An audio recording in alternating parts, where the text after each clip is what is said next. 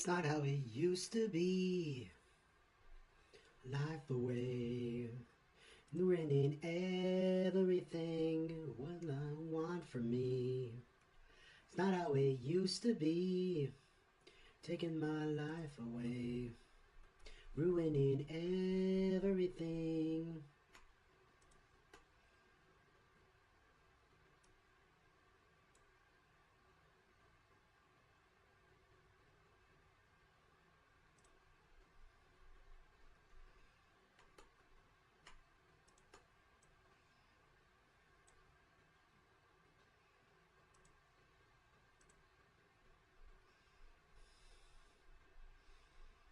Taking my life away, ruining everything.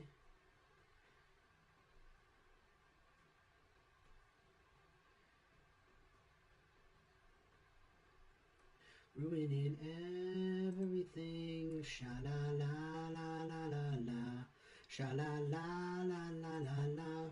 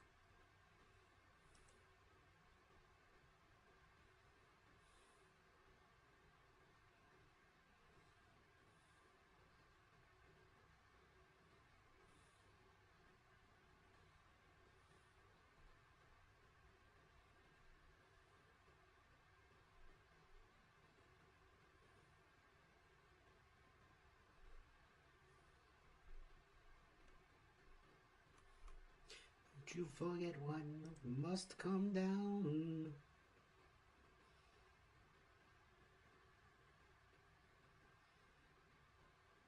Call me when you're ready to be real.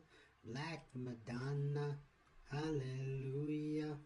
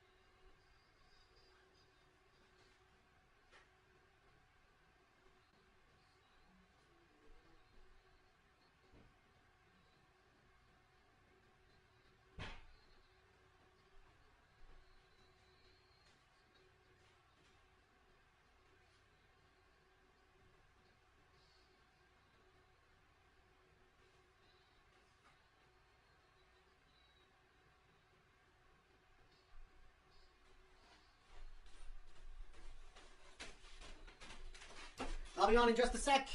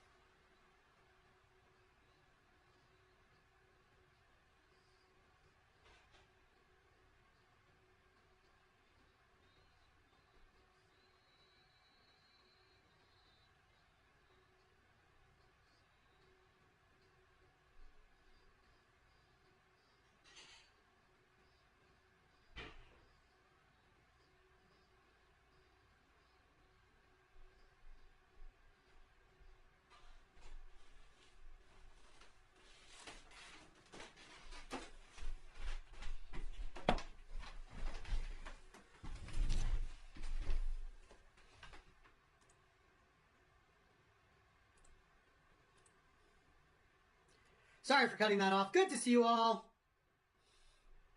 It's me, the Gyminator. We got some stuff to talk about today. So, thing number one. Why the hell is that so big? Why the hell is that so small? That's just right. I have some things I want to talk about with reviews. So, I haven't done like a review segment on stuff in a while, and I got two things I want to talk about. Something I saw a long time ago, or three things. I think there's one thing I didn't talk about before I left that I saw, and then something I saw while I was gone, and then something I just saw now. So I'll list them all out.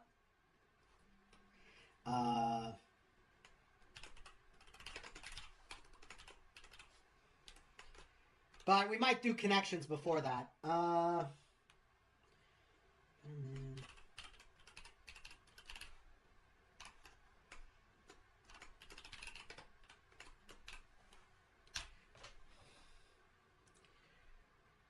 So we will be doing reviews on this, but first, I'm going to get my connections on and my Wordle on. You know me. I don't know why I started doing this, but I actually like it quite a bit.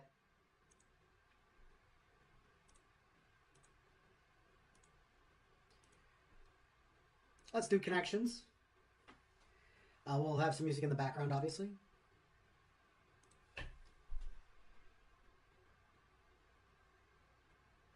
Met Jets. No.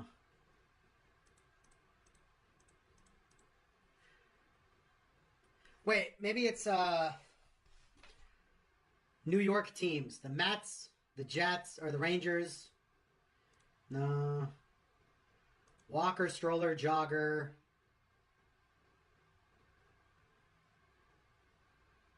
Oh.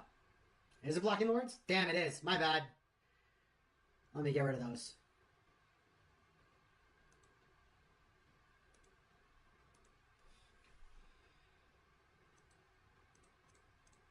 Stroller, bib, bottle, monitor. These are all things that are with babies. Yeah, baby gear. All right, easy.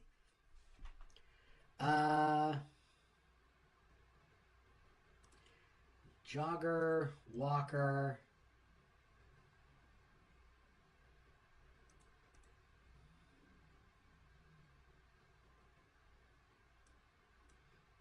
Wait. Oh, I think I might have guessed the purple one.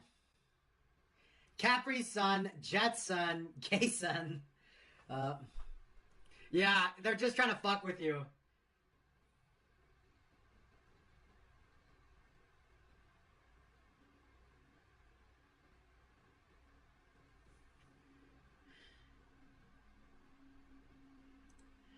No, that's a little insane for me.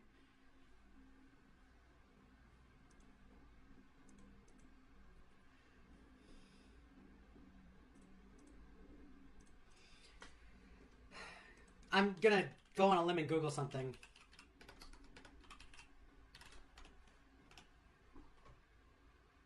Okay, nope, never mind.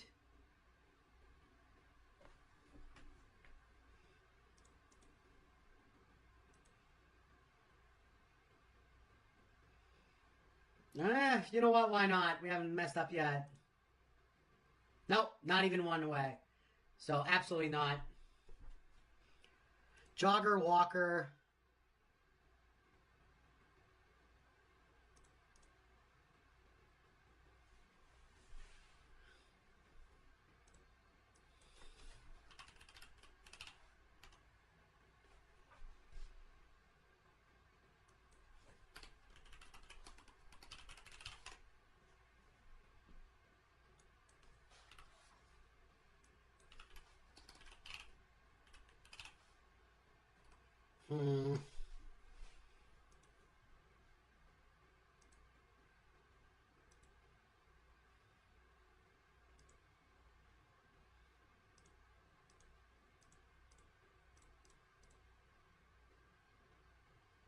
Jean, capri, these are types of pants, slacks, and joggers. Let's go! That's kind of annoying.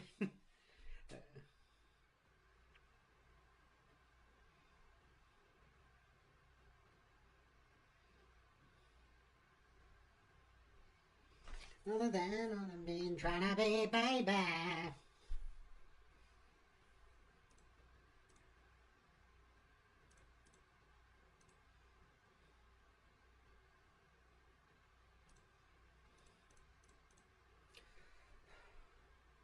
Walker, Texas Ranger. That's kind of stupid.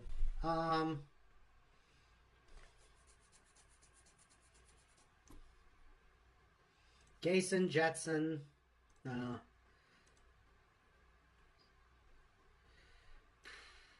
I'm thinking sports teams, but so it's like Mets, Jets, Ranger. The Butlers. That'd be the worst sports team name ever.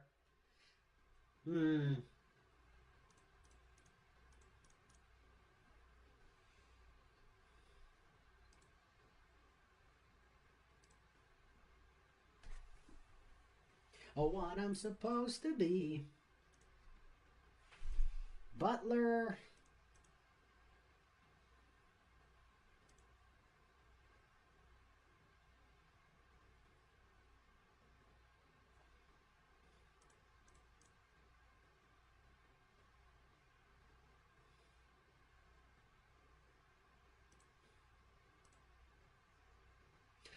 Oh, that's fucking evil.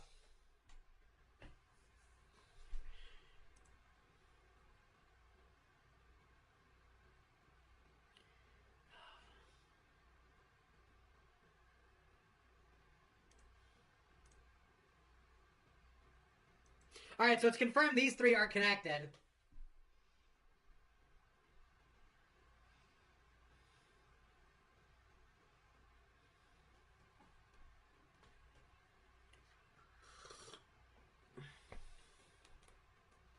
So it's either Butler, Gay, or Ranger. What would be the connection? Three-letter word?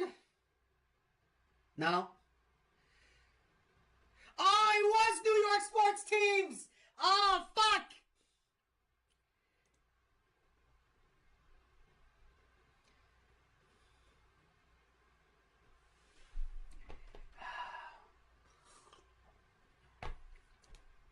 I knew the Jet and the Met and the Rangers. I just didn't know what the hell net was. Yeah, that's what's throwing me off. Like, I was thinking of that, but then when I found out that these three are connected, I was like, oh, it might be something else. New York Nets. Oh, shit! It was! Okay, it is. There's a Brooklyn team called the Nets.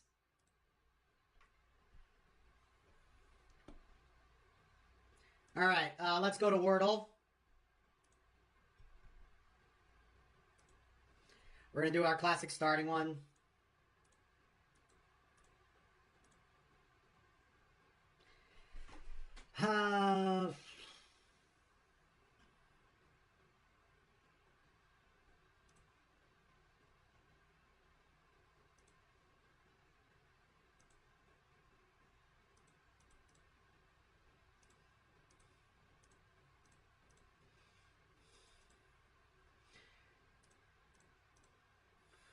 Well, this happens every time.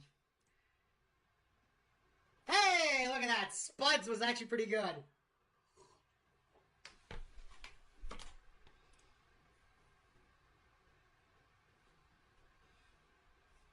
Gotta do something with E.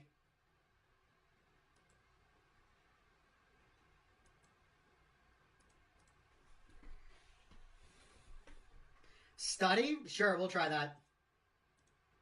No, I can't be study. Yeah, and the U is in the wrong spot too.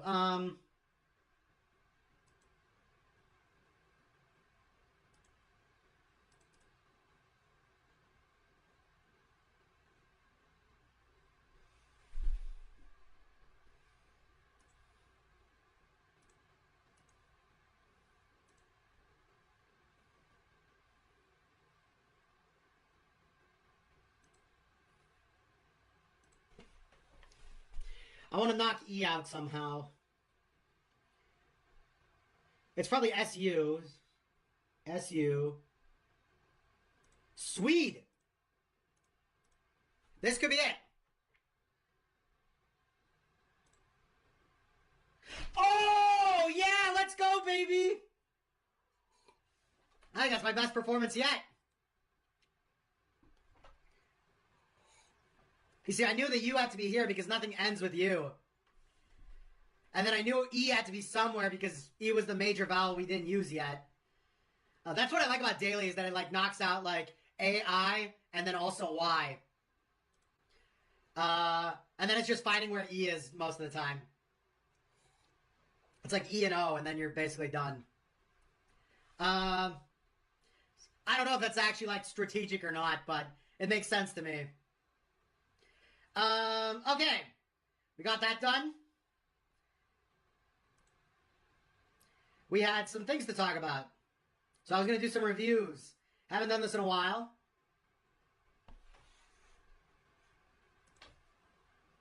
Okay, this is a good song, but we will play it after. So first up, Better Man. If you don't know, Better Man... Actually, you know what? We should start doing this now. Give me a sec. Let me see if I can set this up.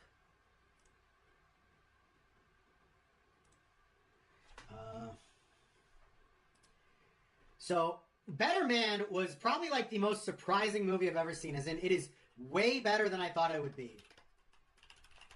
Like, when you hear 1990s boy band pop star gets music biopic where he's played by a CGI monkey, you think that this is the worst idea ever made. But when you actually see it, it's a real shock that it might be one of the best music biopics I've ever seen. It is just a purely entertaining movie. It kind of reminds me a lot of, what's it called?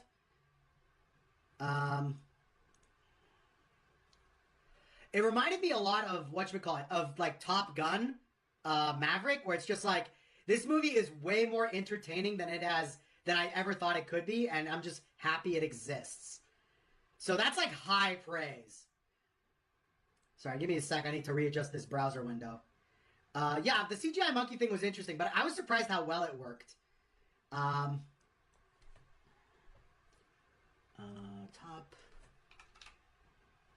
200. So we're going to try to do something with, oh, whoa. 300.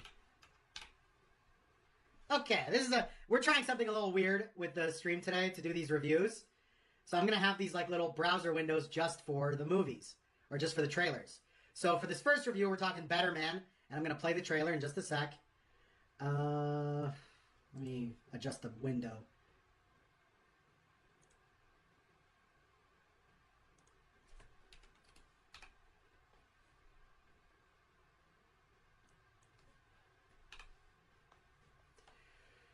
Okay. So this is the trailer for A Better Man. So, looks insane, right? But all I can say is that this movie, like, actually shocked me with how good it was. I won't go super in-depth into it because it is like the standard rise and fall and rise again of a pop star kind of movie. But what works about it is the editing. Holy shit, Michael Gracie. I gotta go back and watch his other stuff because this movie shocked me with how well edited and directed it was. Jesus Christ. Like, there are musical sequences in this movie that are fucking brilliant. Like, the whole, I Don't Wanna Rock musical sequence is fucking genius. The moment where the song that was in the trailer, Angels, plays, hits like a fucking ton of bricks. Oh my god. Like, if you like... I don't even normally like these kind of like behind the pop star kind of movies, but I was just shocked at how good this one was. Like, this was the best one of these kind of movies I've ever seen. Even though narratively it wasn't like amazingly interesting, like it is basically the rise and fall and rise again of a pop star. What is interesting about it is just the way it's directed, the way the music is implemented, and it's all really good stuff. Now, a lot of you guys are going to be like, who the fuck is Robbie Williams? Because, fun fact, if you didn't know this, he just did not have a hit in America. But if you live outside of America, this guy was fucking huge. This guy was like Justin Timberlake level big in the 90s and 2000s. Yeah. So if you talk to any European, they'll tell you who he is. If you talk to a lot of Canadians or like people from like the Commonwealth Islands or the Commonwealth places, they know who he is. So yeah, it was really shocking finding out that Americans just have no idea who the hell this guy is. But I'll tell you this movie deserved a lot better than it got. I would personally give it like 85% out of 100. Like, this is a very good movie. It's not the greatest movie I've ever seen, but it's in a genre I don't like, and it's a movie that I like from this genre. He was the EU Timberlake then. That's a good way of putting it, I think. Again, I don't, like, my brother, he's married to a girl from Poland, and when I was describing this movie, she was like, oh yeah, he was part of that band Take That in the 80s. And I'm like, yeah, okay, I have no idea who the fuck those are, but I heard like one or two of his songs when I was growing up. And it's like, no, this guy was like the big pop star. And it's like, and then I was describing to her that in America, like, he didn't have a single charting hit, and she was like just flabbergasted. But yeah, very good movie. Pleasantly surprised how good of a movie it was. And it's a lot like Top Gun Maverick, where it's just a movie that's proud of being a movie.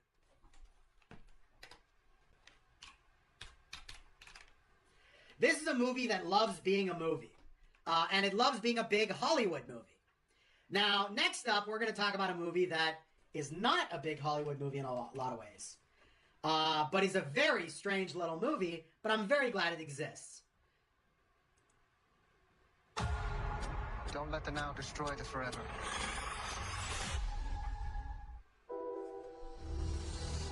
One filmmaker has always been ahead of his time.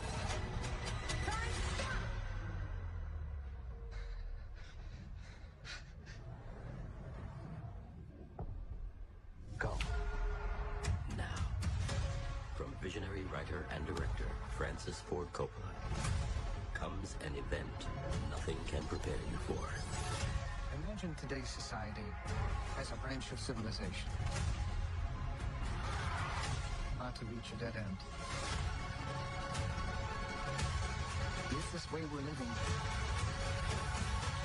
the only one that's available to us? My plan is a city that people can dream about. Megalopolis. What about those standing in your way? You like it the way it is. People don't need dreams. People need help now. Don't let the now destroy the forever. We're in need of a great debate about the future. Enjoy the show. 1, 2, 3, yippee yay.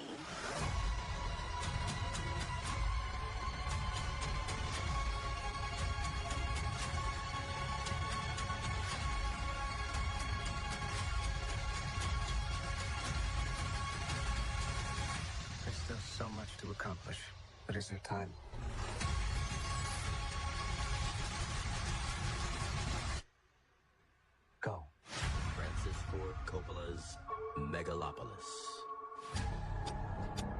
Okay. Megalopolis. So, I'm going to talk about this movie for a bit, because this was a very weird movie. But I don't recommend this movie to everybody. That's kind of exactly... So, this movie came out last year. And it was resoundingly thrashed by critics. But I think the problem that people had... So, I gotta explain the history of this movie a bit. So, if you don't know who Francis Ford Coppola is, he's the guy who directed The Godfather and Apocalypse Now. So, pretty much like film royalty. And he's wanted to make this movie for almost 20 years, but has constantly been hamstringed by the studios, and then eventually said, fuck it, I'm gonna take out like $100 million and make it myself, or whatever it was. Some crazy number and make it myself. And you know what? Fucking based. That is super sick when people can do that. But it's very rare. Now, what makes this movie super interesting is that I think that when people were reviewing it, they missed this important thing that's at the bottom of Fable. Like, this movie is very strange because I think people went into it expecting it to be like a regular drama, but it really isn't. This movie is like, it's basically, the idea is this, I think it's called New Caesar, whatever. New Caesar is basically like New York mixed with the fall of Rome. And I think it's a very cool idea to take a story. But the idea is basically like, how do we avoid what befell New Rome and create a better society for everyone? And the thing that's strange about the movie is that it doesn't really offer solutions. It's a fable. It's trying to be like a children's story about avoiding the pitfalls of populism and creating a better society for everybody. Now, the problem is that by being like effectively a children's story, this comes at odds with what we expect from like super dramatic storytelling. So this film is super weird. I actually liked it quite a bit, but it comes with a huge caveat that I think like 99% of people on Earth are going to hate it. This is a hipster's movie. But like, again, there are cool things in it, but I could totally see why people don't like it. Because again, it's not like a regular dramatic story. It's not like The Godfather, for example. This is like this hyper-reality sort of like super optimistic view towards fixing the problems of today. And I think that that's sort of what people didn't like about it, is that they were like, oh, it's going to be like a sick drama, or oh, it's going to be like this screed that's going to tell me exactly how to fix society. This is neither of those things. This is a fable about an idealized version on how to fix society. Personally, again, this is a huge butt on the personally, I would give it an 8 out of 10. I liked it a lot more than I thought I would, but it is a very weird movie, and it comes with, like, not a super hard recommendation. Like, this is a movie where it's like, if you saw it and you thought it looked cool, give it a try, but understand you might not like it either way. And even then, like, if I were to think about it, the only reason I really liked it was I really liked the middle. I really liked how this story kind of, like, unravels. And then the ending is very abrupt and finishes very quickly because it's like a storybook story. These days, an 8 out of 10 is pretty mediocre. I'm trying to be harsher on how I rate things, because I used to be, like, a lot more forgiving. Honestly, Better Man might go up to a 9, because I think, like, Better Man, like, the difference between the two is, like, Megalopolis is an interesting movie if it's in your alley. Better Man is like Top Gun Maverick, where I think anybody can watch it and enjoy the hell out of it. Yeah, but I could totally get why people were, like, trashing the crap out of Megalopolis. It makes sense to me, but I really enjoyed it. And then last on the list is something I just finished, like, 2 or 3 days ago. Oh, no, yesterday.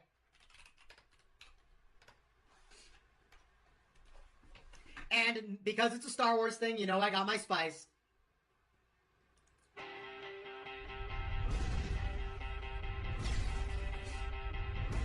We're in a war. You want to fight? Or you want to win?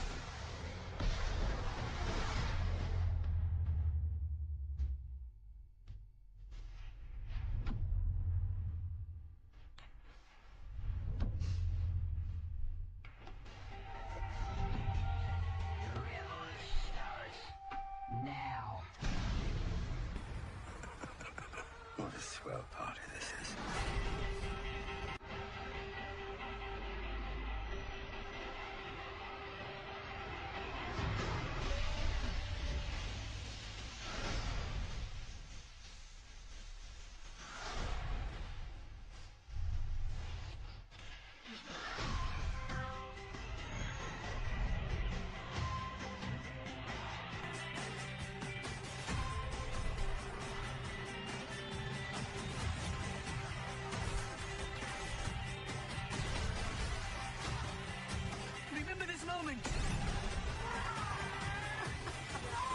You're here. You're right here, and you're ready to fight.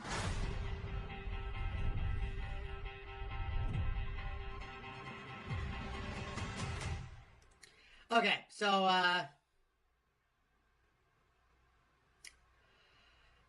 okay. So I'm probably going to be hitting spoilers because you know me, I'm a big Star Wars guy and I got to get into stuff. If I look at Andor as a whole, it's kind of a frustrating experience. Not because it's bad. It's all pretty good. And yes, Joe Braz, I would say that 8 and 9, episodes 8 and 9 specifically, are some of the best Star Wars TV content. Probably without a doubt. The problem is, especially with season 2, okay, so this is going to be like kind of weird, but Andor Andor could have been one season long, but it could have been like one 16-episode season of TV or 20 episodes of TV. I think you could honestly have cut it to be that, and it would have helped a bit. Or it would have helped a lot. Because my biggest problem is the same problem I had last season. And the fact that I found out that Andor Season 2 was supposed to be 5 seasons long is fucking insane to me. Thank God they got canceled on Season 2. And just made a good show and concluded it relatively quickly. Because, oh my God, the first 3 episodes of Season 2 have a lot of roughness to them.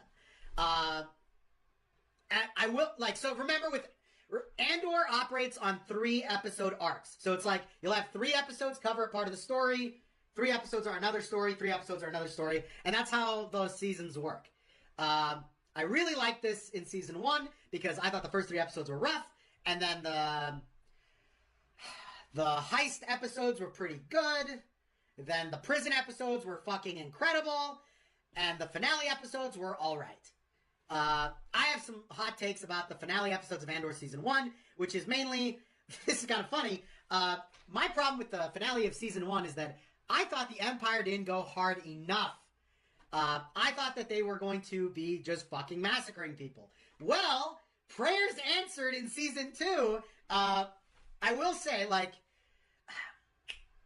the stuff on Gorman was excellent. I'm gonna turn off the window for a quick sec, but we're gonna write some more notes because I'm gonna have a lot about Andor.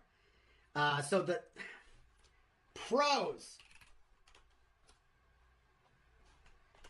Cyril, Dedra, ISB. The Cyril, Dedra, ISB stuff is fucking amazing in Season 2. Yeah, I'd say it ends up being amazing. It starts off a little rough, but then it ends up being amazing. Andor himself is better in Season 2 than in Season 1. Dedra, more like Survivedra. Technically, but if you see Season 2, you'll know that not so much. She's not exactly #winning.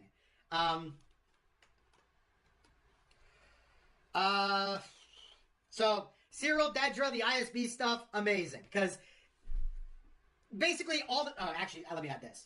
Gorman.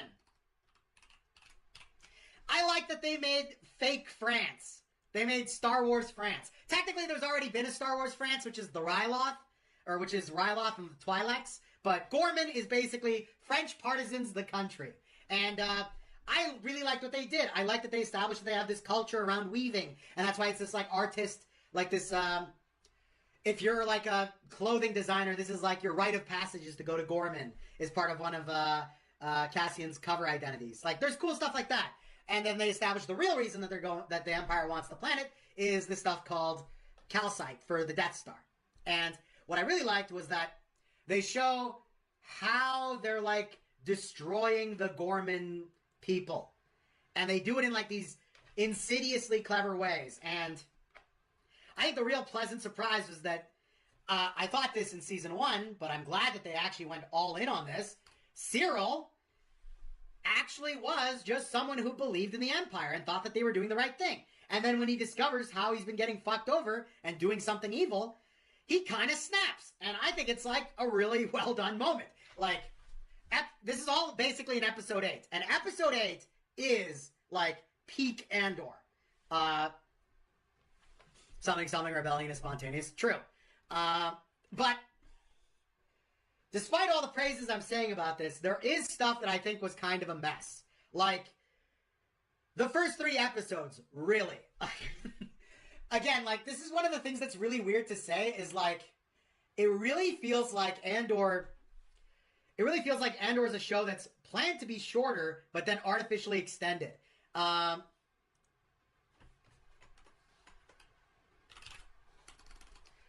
then here's a weird con that I never thought I'd say in a Star Wars show. The rape scene. So this one was super confusing on multiple levels. Also, actually, let me go back to Dedra for a little bit. I love that Dedra ended up being hoisted by her own petard, as the saying goes. Like, she basically fucked herself over because of her own ambition. That was a theme in Season 1. And I love that in Season 1, when I remember about it, is that basically all the other ISB people were like, hey, Dedra, you're kind of doing some crazy shit.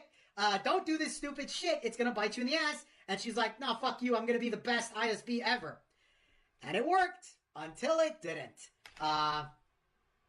But let me talk about this con that I did not think I'd ever see in a Star Wars show. So what's frustrating about this one specifically is that I've heard a lot of defense for it be like, oh, it makes sense because Star Wars has always had sex, Star Wars has always had violence, sexual violence. But something we have to understand is that in society, sexual violence is viewed very differently than sex or violence. Like, this should be blatantly obvious to most people, but I feel like I need to reiterate it. Like, just because something has sex in it and violence in it doesn't intrinsically mean that putting sexual violence in it is the right approach. Now, as a counterpoint, the funny thing is that, weirdly enough, Andor already had a really good metaphor for sexual violence with the mind probe shit that happens to the character who, like, it's so weird. Okay, this was super weird to me because it's like, so we're going to talk about this for a bit because it was kind of surreal. Because if you saw Season 1 of Andor, Bix, Andor's love interest, has a scene where she gets interrogated by these Imperial guys using this, like, mind probe machine. And it's implied at the end of Season 1 that it's kind of like sexually torturing someone. Or at least it's metaphorically like that. So in that context, in Season 2, there's a whole subplot of Bix trying to find the guy who did this to her and get vengeance for it. And I thought it was actually handled pretty well. Now, the problem is that in the first 3 episodes, there is a literal attempted rape scene. And that's the part where I'm like, what the fuck are we doing?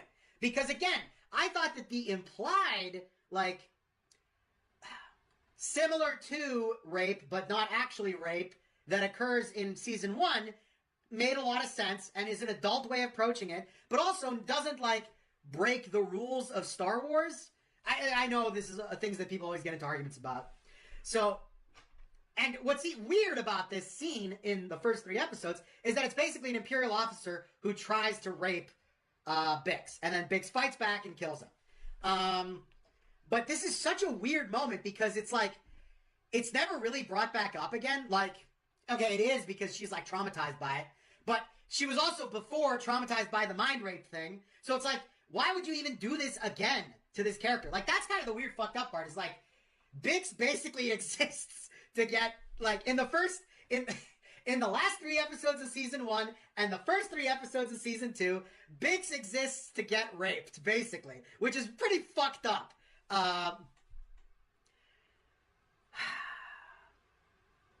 And it's weird because, like, they didn't have to do it at all. That's the funny thing to me. Like, the first 3 episodes, yeah, no, you're not wrong, TIMD. But, like, it's still implied that it's the abuse of power because they did just grab her off the street and then think that she might know something. So again, it's like, you're not wrong that it's like a different application of power, but it's like, why even explore it? Like, I don't know. Maybe I'm wrong. But this is like more classic, it's like, this is the part that weirded me out. It's like, there is a reason to do it, and it makes sense why they did it. But it's also like they've already implied the exact same thing before, and they've implied it in other subtler ways, like with how the prisoners are treated on Narkina in the first season, and then also like the way that they treat the farmers at the start of season 2 to begin with. So it's like it's already implied. They just decided to do it again, but more explicitly. It's like, hey, you didn't get the metaphor? We're beating you over the head with the metaphor. And that's also kind of the problem I have with the Gorman stuff. Because I think the Gorman stuff is actually handled really well, but it kind of hurts the Ferrick stuff from the first season. Because the first season Ferrick stuff, it really feels like completely pointless now, in my opinion. I honestly don't see... Nick Harkos, there are arguments for why you'd introduce it and why you'd do it. But again, like, for me, it just feels like a weird thing to introduce to the Star Wars universe explicitly. Like, that's the thing is, like, T.I., I get that it's, like, exploring different dynamics of abusing power. But it just feels like a weird thing to introduce to Star Wars explicitly. You know what I mean? Because, like, again, I think the mind rape thing is actually a really clever way of, like, talking about it, but not actually showing it. Because that was the part that weirded me out. Because, like, I'm watching this season 2, and I'm like, whoa, this is kind of crazy. And then I thought about it, and then the next arc of the episode actually completely ignores the rape scene from the first 3 episodes, and then just talks exclusively about the mind rape stuff. So it's even dumber, in my opinion. Because it's like, oh, she had to get raped to remember that she got raped? Like, what the fuck are we doing here? Again, maybe I'm thinking about this wrong, but it also, like, yeah, I don't know. Like, this was my main big issue with the season, as well as just the first 3 episodes kind of feeling, like, a little aimless. Like, the main thing we got was, again, the first 3 episodes are kind of funny and, like, how inconsequential, for the most part, they feel. Like, most of Andor's subplot is, I stole a TIE fighter, and I'm stuck on a moon, and I'm fighting against these random people who are just fucking morons, and I break out. And that's basically the whole subplot, his whole subplot. Dedra and Cyril's subplot is, we're dating, and we're sick of Cyril's controlling mom. And that's his subplot, and that's their subplot. And then, like, the only consequential thing that feels like it happens in the first 3 episodes is, like, the rape scene, which feels superfluous entirely because they previously explored a very similar, like, version of that idea. And then also they introduce Gorman and why they want to mess with Gorman. So it's like, it felt like a waste of time, frankly, the first 3 episodes. That being said, the next 3 episodes are significant improvements, and then 7, 8, 9, or specifically 8 and 9, are like the best episodes, possibly in the series, but definitely in the season. And then the last 3 episodes, I will say the last 3 episodes did do one thing that made me frustrated. The last 3 episodes have us be introduced to K2SO, and it's frustrating because the whole time I'm watching these last 3 episodes, I'm like, why the fuck have you not introduced this character earlier? Holy shit, he just makes everything more enjoyable. Like, the whole raid on the Coruscant apartment block to rescue Luthen's secretary, like, that is some fucking awesome TV. And it's mainly because K2SO is just, like, a fun character to watch. Fuck, I don't know. I will also say it's funny that, like, episode 9, which is the Mon Mothma escape episode, shares a lot of similar... Oh, I forgot also, the first 3 episodes have the wedding, which is, it's a wedding. Like, I get why they show it and what they're doing with it, but still, it feels like a lot of Andor is just, like... This is kind of a problem in Season 1, and it's a problem in Season 2. Like, it feels like a lot of Andor is just a lot of extra fluff, which can be good, but something I always like Star Wars, or something I've always liked in Star Wars, is how efficient the storytelling is. Andor's a good show, but I wouldn't say it's, like, storytelling efficient. It really feels like, straight up, this is going to sound insane, but if you made Cassian from Gorman, and then replaced Marva's death with, like, the Gorman riot, and just like moved everything back a bit, the whole show could have been done in like 16 episodes. I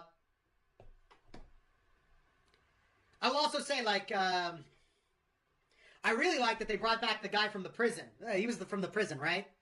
Yeah, I like that they brought back the guy from the prison. That was an awesome little subplot. What the fuck are we doing with Saw Gerrera? Okay, let's do another con.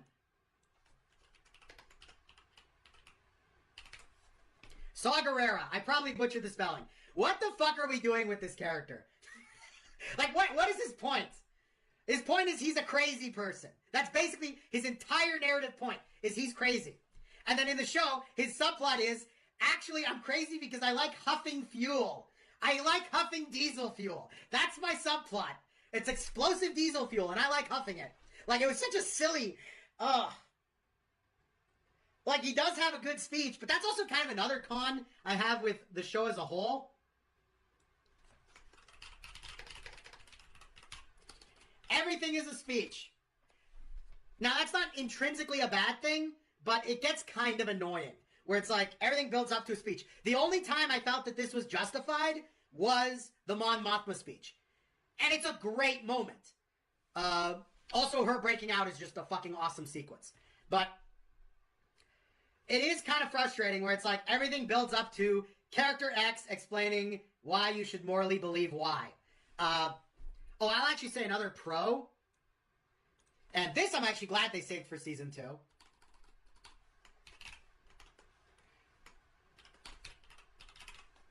Krennic is really good. Ben Mendelsohn is a good actor. Shocker, I know. But he does a great job with Krennic. And I love the way that they, like... There's this fun little, like, motif in both seasons where it's like someone's in a room and they get interrogated by someone else. And there's a motif of the person sitting down. It's filmed from behind. And then the person interrogating them walks up behind them. And they feel more imposing. And Krennic probably has the best moment of this in the finale of season 2. Where he talks with Dedra. And if you've seen it, you know it's a fucking excellent moment.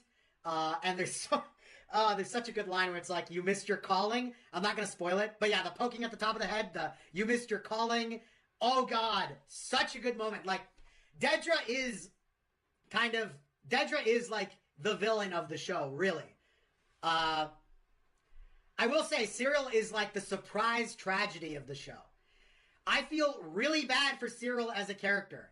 Like, he's like King Incel, but I felt really bad for him, man.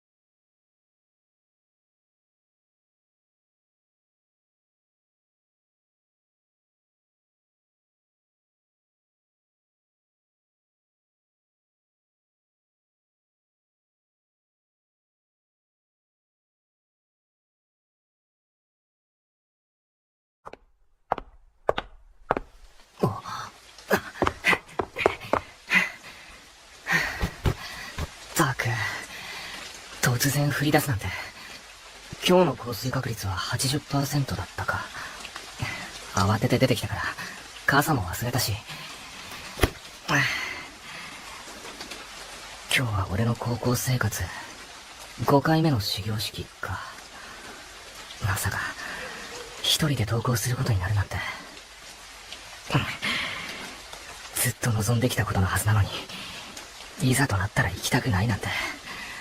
俺は何を考えて。君！1年か2年だろ？始業式からサボってていいの？って、俺が3年だからサボっていいわけじゃないんだけどね。俺も、3年だ。あれ？あ、そうなの。覚えがないんだけどな。名前は？藤本。やっぱり聞き覚えないな。ま、とにかくよろしく。聞き覚え、全くないのか？ないけど。君有名人なの？芸能人か何か？いや、そういうわけじゃ。なんでもない。そう。まあ別に詮索するつもりもないけど。それより、雨止まないね。そうだな。ねえ、このままサボっちゃう？一人でサボればいいだろ。サボり仲間を見つけたいなら。真面目なんだ。別に普通だ。それに、真面目だって言われるのは好きじゃない。なんで？褒め言葉でしょ？真面目とか、一生懸命とか。そういうのって、くだらないって思うタイプ？違う。バカにされてる気がするから嫌なだけだ。真面目なんだね。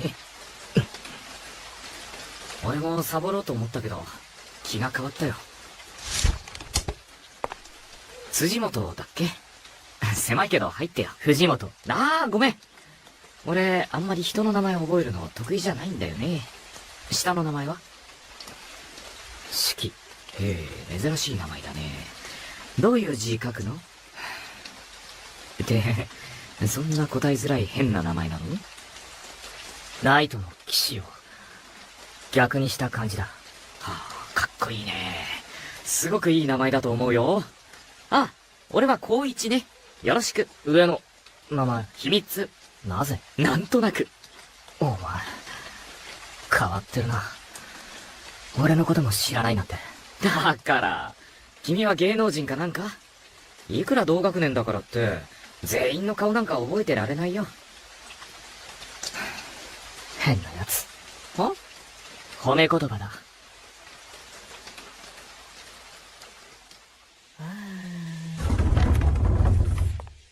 あれ？高人、まだ帰ってないの？せっかく始業式で早く帰れるのに。こうちゃん。いやー、雨降ってるから帰りたくないなーと思って、やまないかなと念じて見てるんだけど。バカなこと言ってないで。早く帰りなよ。いた！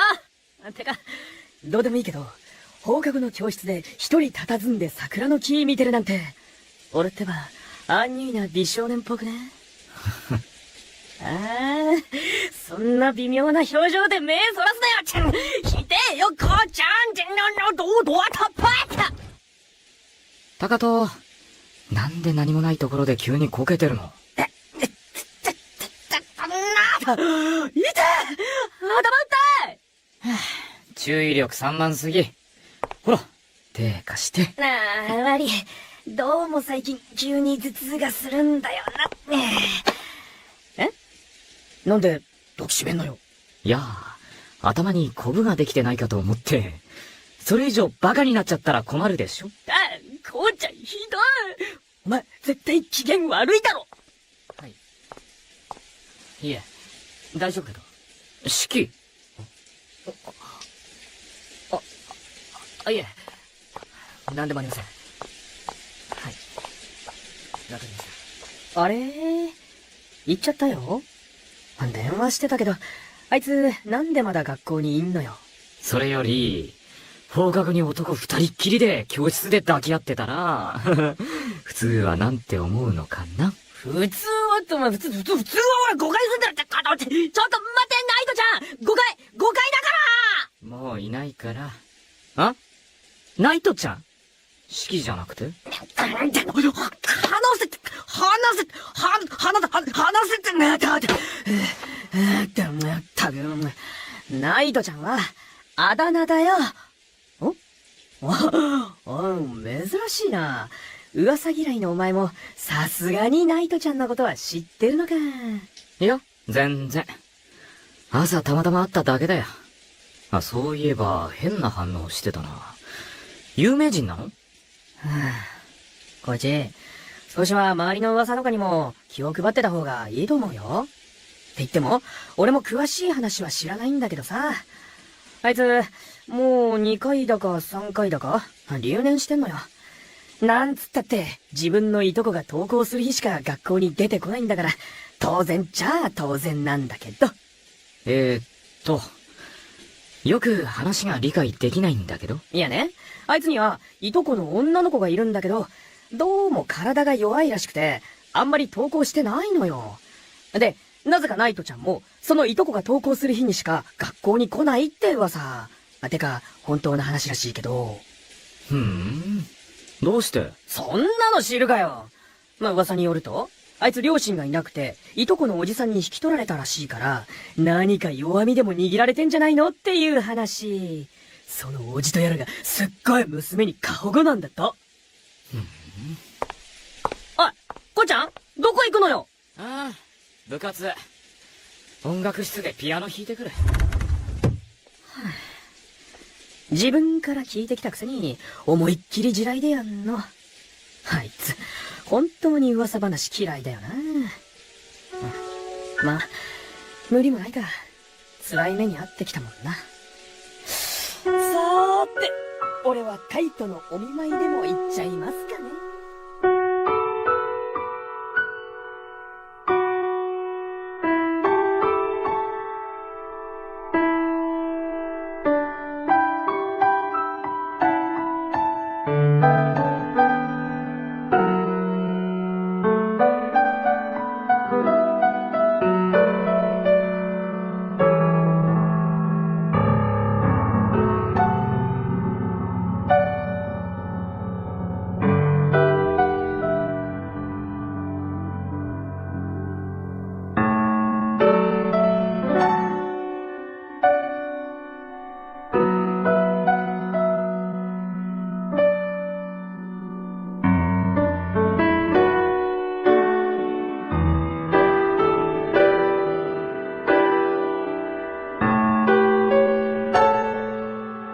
自分の意志とは裏腹に、好き勝手に決めつけられ、嘲笑い、時にまるで自分が優位にでも立ったように同情する。実にくだらない。本当は分かってる。この行動に何の意味もありはしないこと。それでも俺は、雨の日にピアノを弾かずにはいられなかった。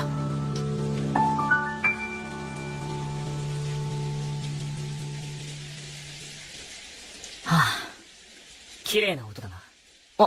あれ四季いつからいたんだ？数分前だ。廊下を歩いていたら、ピアノの音が聞こえたから。そっか。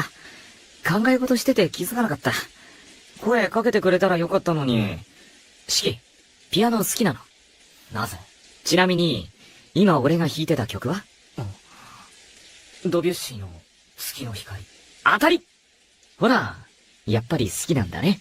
月の光は有名だろ。有名だね。誰でも一度は耳にしたことがあるはずだ。でも、興味がないと、曲名も作曲者も知ってるはずないでしょ？そうだな。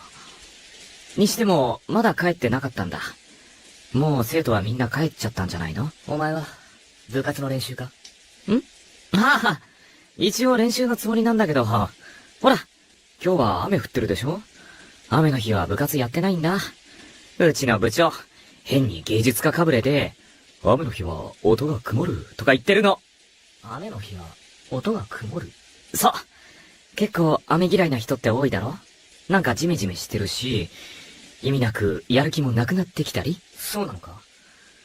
別に俺は嫌いじゃないけど。珍しい。でも、俺も実は雨の日に弾くのが一番好きだったりするんだけどね。ああ、それは、なんとなくわかった。お前のピアノの音は、とても澄んでいたから。君もピアノやってるの？昔な。今はもう弾いてない。好きなのに？好きだという思いだけじゃ続けられないこともある。はは、なんかそれって恋愛みたいだな。確かに。恋焦がれるという意味では似ているのかもしれない。随分詩的な表現するね。あ、そういえば、恋で思い出したけど、四季っていとこが好きなの？いとこって、静か？何なんだ突然。友達から君の話を聞いたのを思い出したんだ。四季、随分と有名人だったみたいだね。今年は無事に卒業できるといいね。え？始業式の朝に会ったのも何かの縁でしょう。せっかくだから、一緒に卒業しようよ。卒業？どうしたの？卒業なんて、考えたこともなかった。あのね、何のために学校来てるの？さてと、俺もそろそろ帰ろうかな。俺も帰る。邪魔して悪かったな。四季！よかったらまた来てよ。雨の日は必ず一人で弾いてるから。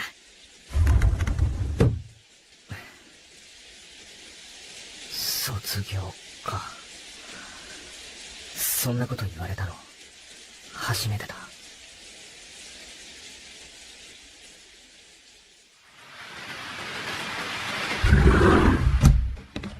戸締まり完了と。さて、そろそろ帰るか。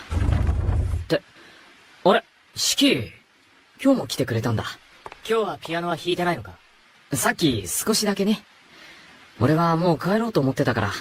四季、弾きたいなら弾いていきなよ。いや、俺はいい。あれ、そうなの？前にピアノ習ってたって言うから、てっきり弾きたいんだと思ってたけど。別に、弾きたいわけじゃないから。じゃあ、どうしてわざわざ放課後の音楽室なんかに来たの？それは、そういえば、どうしてピアノやめたの？おばさんに、うるさいって言われたから。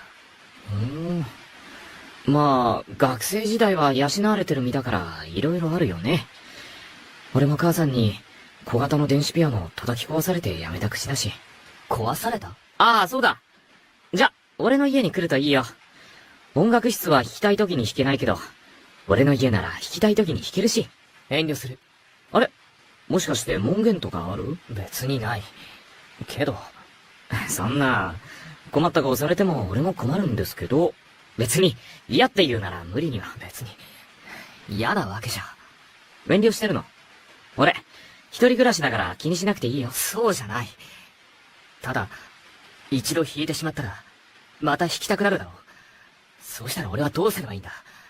せっかく我慢して弾かなかったのに、すべて無駄になるじゃないか。何大人みたいなこと言ってるの？大人になれば嫌でもいろいろ我慢しないといけないんだから、子供のうちにやれることはやっとかないと後悔するかもしれないよ。ね。本当は弾きたいんでしょ？ほらほら。言ってしまえば楽になるよ。弾きたい。そう。じゃあ行こうよ。ちょっと待ってて。俺、教室にカバン取ってくるから。あいつ、強引だな。確かに俺も弾きたかったけど。静かに電話するか。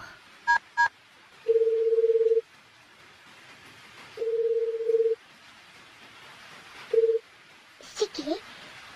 悪い。静か。寝てたか？少し前に起きたところ。どうしたの？悪い。今日、少し帰りが遅くなる。何の用事？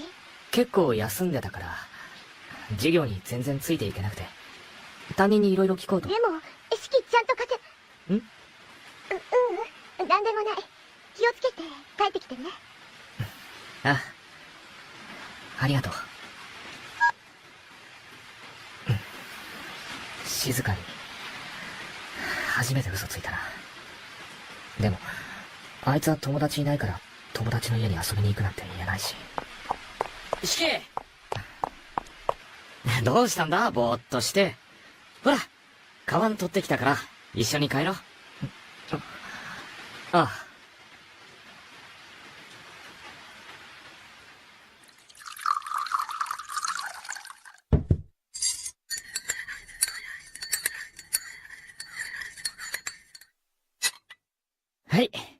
コーヒーでよかった。ああ、すまない。悪かったな。俺、下手だから、うるさかっただろう。隣近所から苦情が来なければいいが。お前の両親にも迷惑かかるし。別にそんなに下手じゃなかったよ。それに、俺の家完全防音だから大丈夫。迷惑かけるような両親もいないし。こんな広いマンションに、一人で住んでるのか？うん。親父が俺とお袋に買ってくれたんだけど、お袋が病気で死んだから、今は俺一人。お袋、親父の愛人だったんだ。小さい頃一緒に住んでなかったし、親父なりに気を使って用意してくれたんでしょ。お袋が死んで、一度親父の家に引き取られたけど、親父の奥さんと折り合いが悪くてね。ま、その人も交通事故で死んじゃって、俺は家を、どうしたの、シキ？悪い。変なことを聞いて。別に、シキは何も悪くないでしょ。俺が勝手に話しただけで。俺は、小さい頃に両親が死んで、おじさんに引き取られたんだけど、おじさんもおばさんもすごく優しくて、いとこの静香もすごくいい子で、まあ、それだけなんだが。君、優しいね。君の話は友達から少し聞いた。シキも引き取ってくれたおじさんにいろいろ遠慮してるんだろうけど、伝えるべきことは伝えた方がいいよ。それよりどうだった？俺のピアノは。久しぶりに弾いたから、すごく楽しかった。けど、また弾きたくなりそうで、少し困る。そう？本当に楽しかった？無理してない？なんでそんなに念押しするんだ？楽しかったって。だって君、楽しくなさそうだったから。無自覚か。まあいいよ。久しぶりに家のピアノ弾けて、俺も楽しかった。っていうか、嬉しかったかな。久しぶり？お前、あんなに立派なピアノなのに、ほとんど弾いてないのか？まあね。俺、一人でピアノ弾くのは好きじゃないんだよ。でも、放課後の音楽室でも、雨の日は一人で弾いてるじゃないか。学校はいいんだよ。人の気配がするしね。それに、正確には雨の日しか弾いてないかな。晴れの日は部活あるけど、俺は出てないし。なんか、よくわからないけど、もったいないな。あんなに上手いのに。俺なんて大したことないよ。式と一緒で、6年くらいブランクあるし。そうなのか？全然気づかなかった。なんで辞めたんだ？親父の奥さん、母さんが嫌がったんだ。俺の親父はピアニストだったから、俺も親父にピアノを教わってたけど、母さんからすれば、やっぱりいい気はしないよね。多分、母さんには子供がいなかったから、余計だろうけど。そうか。なんか、世の中うまくできてないよね。将来に夢を抱くのも、好き勝手にできるのも、子供のうちしかできないのに、本当の意味で夢を叶えられるのも、好きなことをできるのも、自分で稼いだお金を得ることのできる大人だけなんだって。大人になればなるほど、どんどん夢を諦めざるを得なくなる。そして、自分のやりたいことさえ見失っていくんだ。そう。だから、世の中うまくいかないんだよ。なんて、子供の俺が言うことじゃないね。式はさ、どうして2回も留年したの？聞いたんだろ？俺の噂。少しね。でも、俺あんまり噂話が好きじゃないから、ほとんど聞いてないけど。嫌いっていうのも珍しいな。人の噂って少しは気になるものだろ。まあ、人それぞれでしょ。あ、そろそろ8時だよ。そうだな。今日はもう帰るか。今日は？え？いや、また来るつもりなのかなと思って。いや、そんなつもりじゃ。まあ、そう言わないで。式なら大歓迎だよ。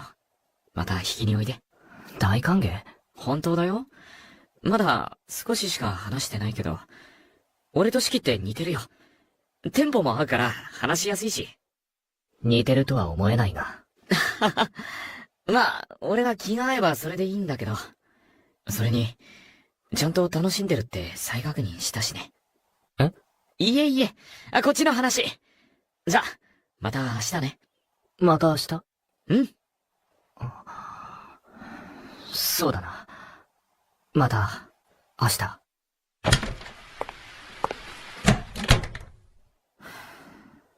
普通、楽しいと笑うもんなんだけどね。四季自分が全然笑ってないの。気づいてないのか。お母さん、やめてよ。僕のピアノ壊さないで。お母さん。ほんと、昔の俺にそっくりだよ。ただいま帰りました。四季。静か。まだ起きてたのか。おばさんは？ちょっとコンビニに出かけたわ。そうか。お前、おばさんがいないからって、いつまでも起きてないで、早く寝ろ。また体調崩すぞ。まだ9時じゃない。四季までそんな、お父さんやお母さんみたいなこと言うの？それは、みんなお前の体のことを心配して。四季だって、今帰ってきたばかりなのに、ずるいわ。ごめん。やっぱり、学校の授業は大変？だって、授業のことで先生に相談したんでしょ？ああ。ごめん。俺予習しないと。静かも早く寝るといい。うん。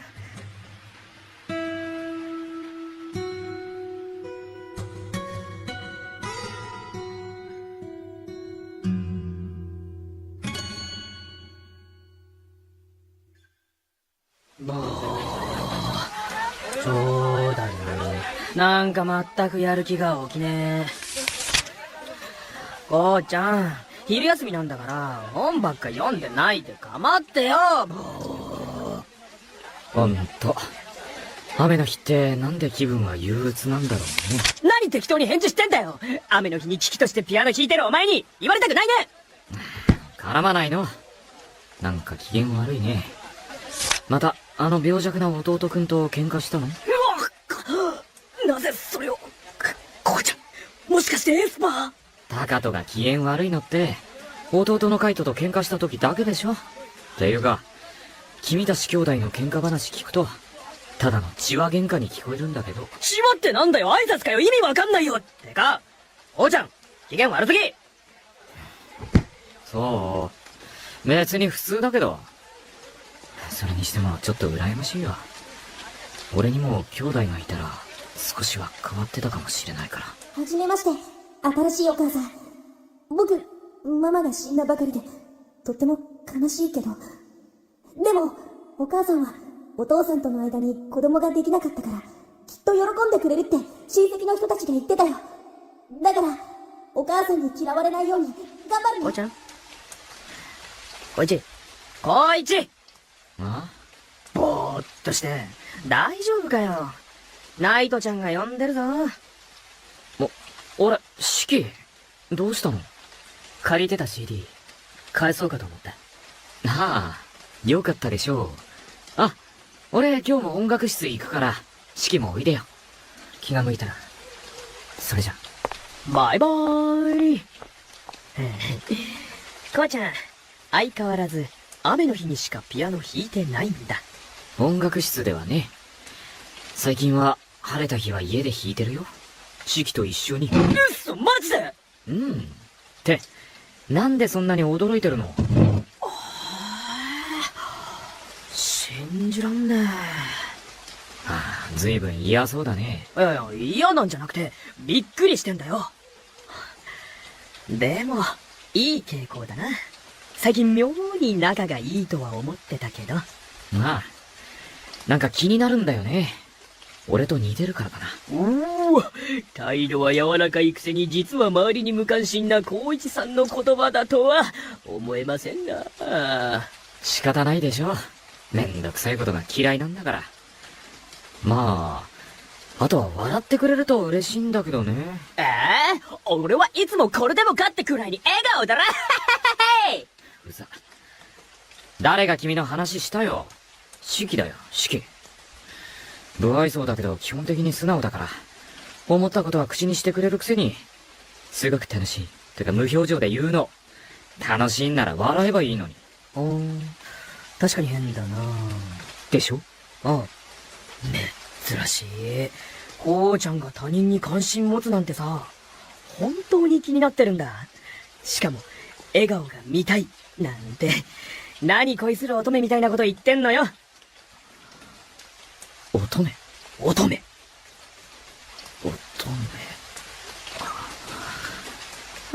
てか、なんか頭痛が痛い。ダメだこりゃ。保健室行ってくる。なに飲みすぎ？添いにしてあげようか。いらんねえよ恋する乙女か。くだらない。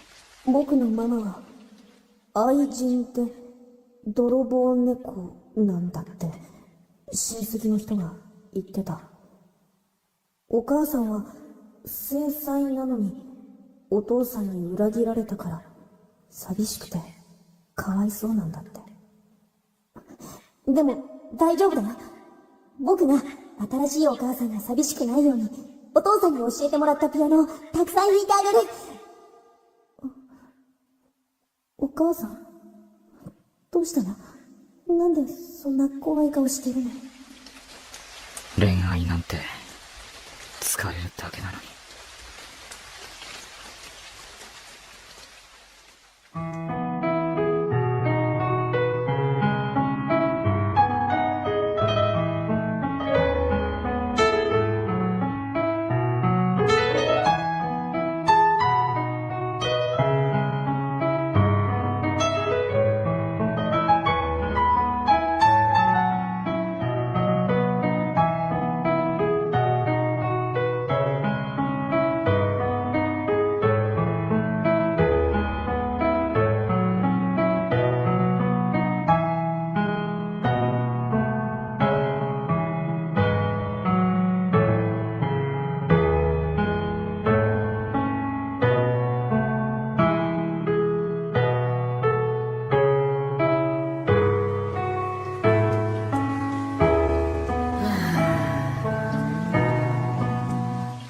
タカト、音楽室で俺のピアノなんか聴いててもどうしようもないでしょう。まだ家に帰らないの？だって、今日は弟から見舞いに来るなって言われてるから。暇なんだよ。そんなに冷たくしなくていいじゃん。いつもは授業が終われば真っ先に弟くんのお見舞いに行くのにね。暇な時にだけ来られてもいい迷惑なんだけど。こうちゃんさ、この間から明らかに機嫌悪いよね。どうしてなのかな？タカトが相手にしてくれないから。お前も本気でしつこいな。もう何度俺に振られてると思ってんだよ。俺は自分のことでいっぱいいっぱいなの。それに、お前の機嫌が悪いの、そんなことじゃないだろ。お前、この季節になると、毎年情緒不安定じゃん。うるさいよ。この時期だっけ？お前の義理のお袋さんが交通事故で死んだの。うるさいって言ってるのが聞こえないの？捨てられた子供みたいな顔してる。ひってえ顔。タカト！どうしたんだ？一体。別に、なんでもないよ。ほんじゃ、俺も帰るから、ナイトちゃんは、ゆっくりピアノ弾きなよね。ああ。なんだ。どうしたんだ、急に。君さ、体の弱いいとこに付き合って統合して、一緒に留年して、まるで姫を守るナイトみたいだって、からかわれてつけられたんだって？ナイトっていうあだ名。いとこの父親、君の養父に当たるんだっけ？その人が娘の静香を溺愛してて、お前に静香を守ってくれって頼んだんだって？しかも一緒の学年とクラスじゃないと色々と面倒だからお前に留年までさせて、それってどこまでが本当の話？なんで、突然そんなこと。答えてよ。全部。へえ、全部本当なんだ。じゃあどうして今は一人で投稿してるの？それは、俺とおじさんの話を聞いた静香が、このままじゃダメだって、一人でも卒業するように勧めて。君の意思は？君はどうしたいの？俺も、卒業したかったから。へえ、なるほど。でも、前に卒業なんて考えてもみなかったって言ってたよね。本当は自分の意思すらないんだ。君より、その静香お嬢さんの方が、よっぽどしっかりしてるよ。ま、君がいいって言うならそれでもいいけどね。人の言われるままに生きるのは、随分楽な生き方だよね。お前、突然どうしたんだ？いつもの優しい。いた！何をする？俺、いつも他人に優しいって言われるんだよね。現に、君もそう思ってたみたいだし。でも、本当はただ面倒なだけなの。面倒でしょ？他人と言い争ったり、嫌われて変にやっかまれるの。他人なんて結局はどうでもいい存在なんだよ。どうでもいい。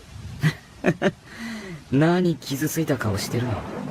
君だって面倒が嫌いだから、本当に言いたいことも言わないんでしょ？っていうか、四季ってば、俺のこと好きだったり？何バカなこと。いいこと教えてやるよ。俺、女は嫌いなんだ。は？男が好きなの。わかる？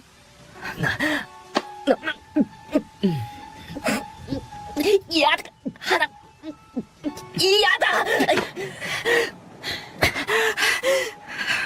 だ！キスすら初めて？呼吸の仕方もわからないんだ。そうやって嫌なことは嫌だって言えばいいんだ。簡単でしょ。何なんだあいつ、信じられない。あんな、俺はただ静香とおじさんとの今の関係を壊したくなかっただけなのに、俺にどうしろって言うんだ。ね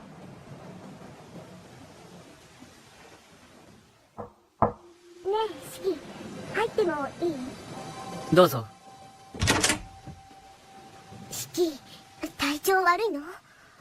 別に。でも、帰ってきた時から様子が変だし。お友達と何かあったの？四季、どうしたの？顔真っ赤よ。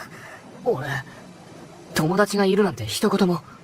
だって、一人で登校するようになって、四季ずっと夜遅いし、なんだか楽しそうだから、お友達ができたんでしょ？私に遠慮なんかしなくてもいいのよ。違う。友達なんかじゃない。四季、明日は、私も学校に行くから。じゃあ、また明日ね。おやすみなさい。ああ。光一、突然どうしたんだ？なんで急にあんなに態度が表変して。高人と言い争ってたみたいだけど、それが原因なのか。なんで俺、こんなにあいつのことばっかり考えてるんだ。どうでもいいって言われたことに、なんでこんなに傷ついてるんだ。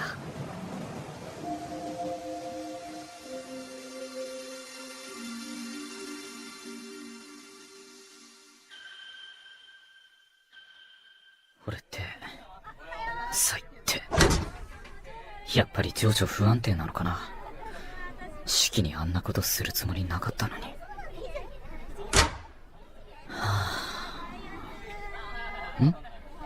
今門をくぐったのは四季。それに、隣にいるのは藤本静香。四季のいとこが投稿したんだ。そうなの。先生っていつも面白いことをおっしゃるのよ。そういうのは、面白いんじゃなくて下世話なだけだ。お前は少し鈍い。四季、どうしたの？あら、もしかして。なたが式のお友達？友達？式がそう言ったの？ええ。式、不愛想で、ちょっと誤解されやすいから。お友達ができて、本当によかった。仲良くしてくれて、ありがとう。いえいえ。あ、俺は、𝔹𝕃ℂ𝔻 光一です。こちらこそ、式くんには、すごくお世話になってますよ。式、どうかした？なんでもない。そう？じゃあ、私はちょっと職員室に行ってくるわね。ああ、俺も一緒に。もう、一人でも大丈夫よ。お友達でしょ？二人で先に行ってて。ああ。静か。前見て歩かないと人にぶつかる。ごめんなさい。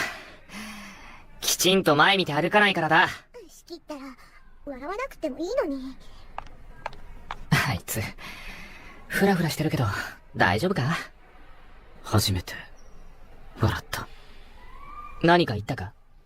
初めて笑っている式を見て、いとこの前だと笑うんだな、なんて考えると、なんだか無性に腹が立った。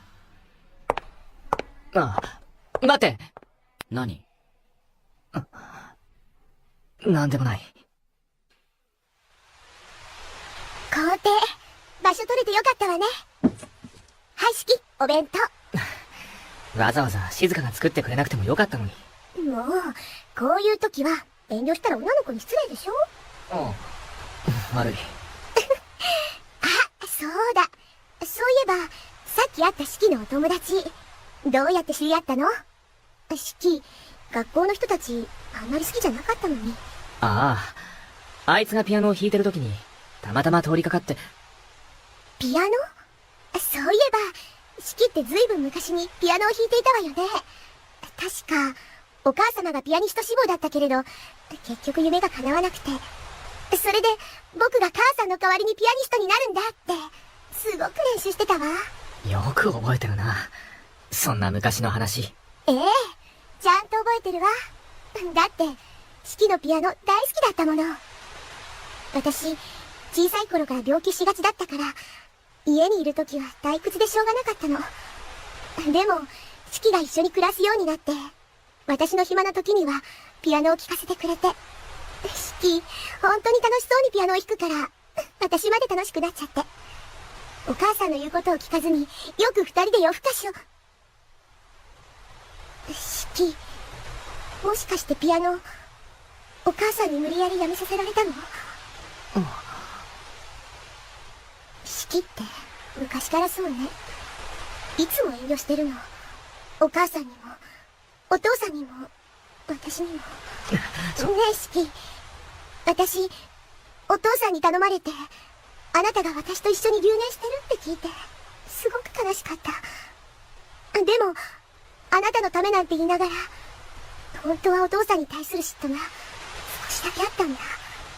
だって式、私にはすごく優しかったけど、最終的にお父さんのお願いを優先してたから。だから、あなたが私の頼みを聞いて、一人で登校してくれるようになって、お友達もできて、本当に嬉しかったのよ。静か。どうしたんだ？さっきから様子が変だぞ。顔色もすごく悪い。式、決めるのはあなた。だから、私の話をよく聞いて。転校？ああ。放課後の教室に突然呼び出したかと思えば、なんで急に。静かの容体がかなり悪いんだ。だから、もっと空気のきれいな田舎に引っ越すらしい。俺も、今日聞いたばかりなんだ。最近俺が友達ができて楽しそうにしてたの気づいてたみたいで、なかなか言い出せなかったらしい。意外だね。式全然笑わないから、楽しくないと思ってたよ。ま、転校先でも頑張って。要件はそれだけ？俺もう帰る。待ってくれ。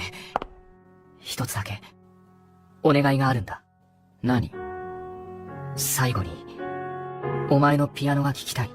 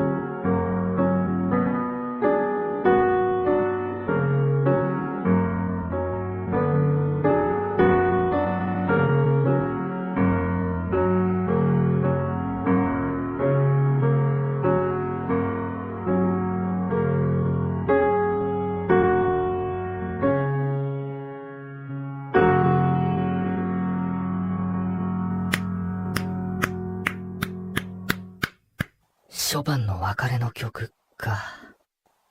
ありがとう。まさか弾いてくれるとは思わなかった。ま、二度と会わないだろうしね。学校のピアノより、俺の家で弾いた方が音もいいから。俺、鈍いからよくわからないけど、お前を怒らせてしまって、嫌われたかもしれないけど、お前と放課後ピアノ弾くの、本当に楽しかった。短い間だったけど、いろいろと、すまなかった。なんで、笑うんだよ。え？なんでそこで笑えるんだ？俺には全く理解できない！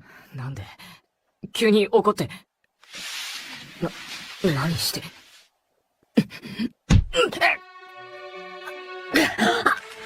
何ごめんね。君を見てると、なぜだかすごくムカつくんだ。やだ、話。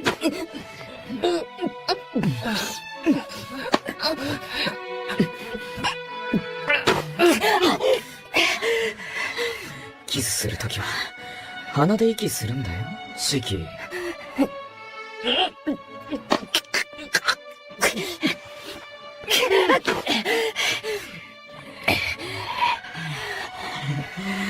へえ、まさか舌噛まれるとは思わなかったよ。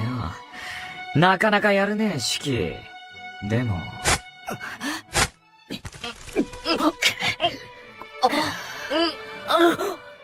そういうのは逆効果。相手を逆なでるだけだよ。本当は気持ちよくしてあげようと思ったけど、やめた。ああ、これただのローションだよ。あんまりきついと俺も楽しめないから。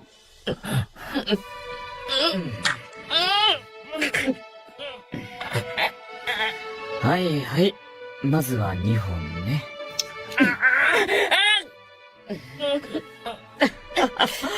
痛そうだね。初心者にいきなり2本は痛かったが。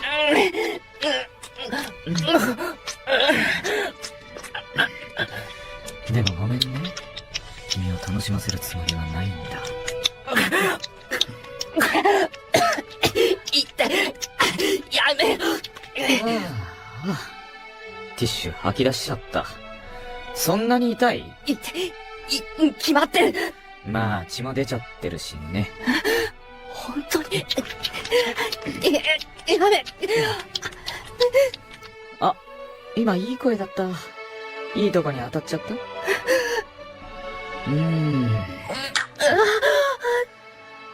今のも気持ちよかった？抜くときって気持ちいいらしいね。やめてくれるのか。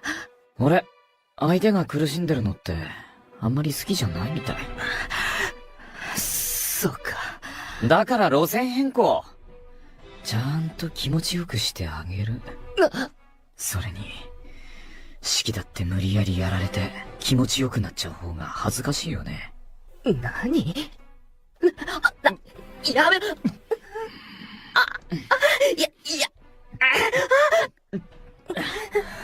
さっき中途半端にいじったから敏感になってる。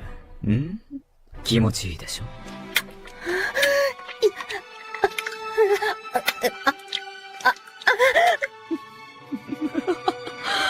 そんなに愛んじゃって。ん？女の子が抱けるの？やだ、やめ。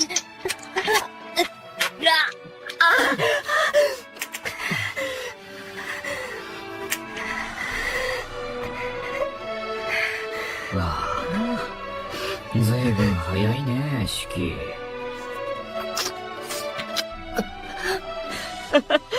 真っ赤になってる。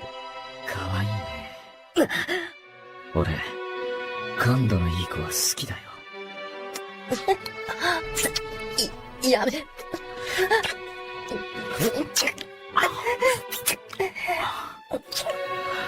嘘。胸感じるの？普通、あんまりいじってないとこんなところ感じないのに。素質あるんじゃない？うるさい。いた。ややっぱり指はまだ辛いか。きついね。でも、痛いだけじゃないでしょ。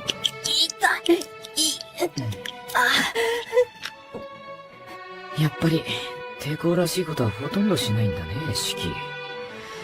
ずいぶん濡れたし、そろそろ、いいかな。入れるよ、四季。力抜いて。そんなに、俺が気に入らないのか。他人の言う通りにして、楽に生きてるのって。じゃあ、俺はどうすればよかったんだ。俺にはおじさんに静かを守ることしか期待されてなくて、それが突然それすらも叶わなくなって。俺だって早く社会に出たいし、夢だってあった。でもおじさんは、俺を引き取って育ててくれた人で、俺だってどうしたらいいか、わからなかったんだ。お前に、一緒に卒業しようって言われて、俺がどんなに嬉しかったか。お前には絶対にわからない。四季。お前はそうやって、特に意味もなく、言いたいことを言える環境で生きてきたんだろう。でも俺は違う。俺は、お前ほど強くない。静香も、おじさんも、大切な家族で。俺は強くなんかないよ。光一。初めて俺の名前呼んだね。ごめん。四季、力抜いて。冗談じゃ、そんなの、入ら。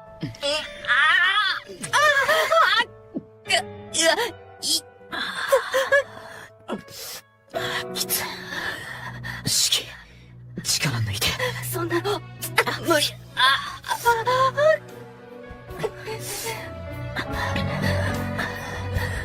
四季、いい子だから。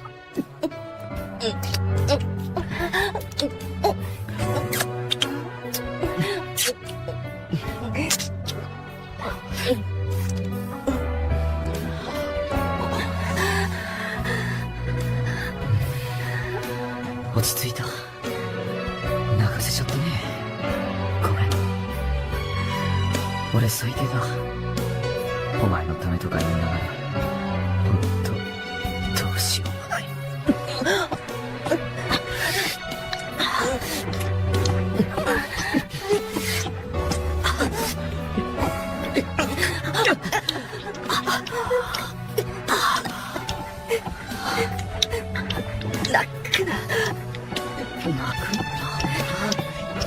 泣いてるのは四季でしょ。お前は気細い目で不器用。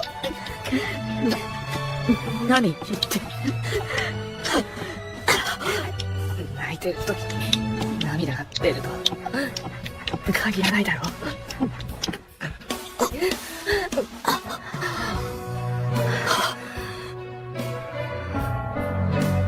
う。心配してくれてるの？バカだね、四季。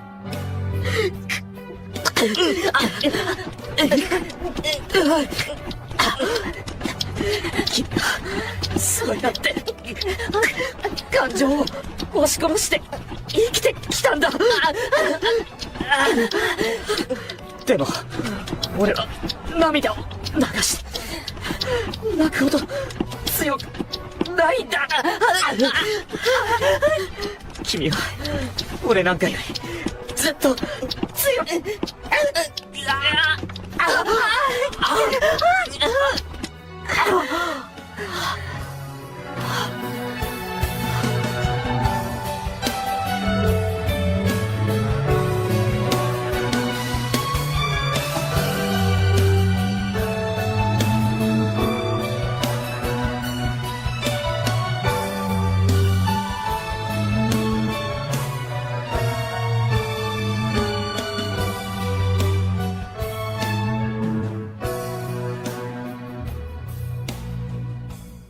最初に高一に抱かれてから、もう、あれから何日経ったのかもわからない。目が覚めたら、俺は寝室に閉じ込められていた。それからというもの、あいつは気まぐれに俺を抱いた。けれど、日が経つにつれ、光一が俺に対してだんだん優しくなってきていることだけはわかる。光一が何をしたいのかは、俺にはわからない。ただ、ひどいことされてるのは俺の方なのに、光一はいつも、泣きそうな顔をしていた。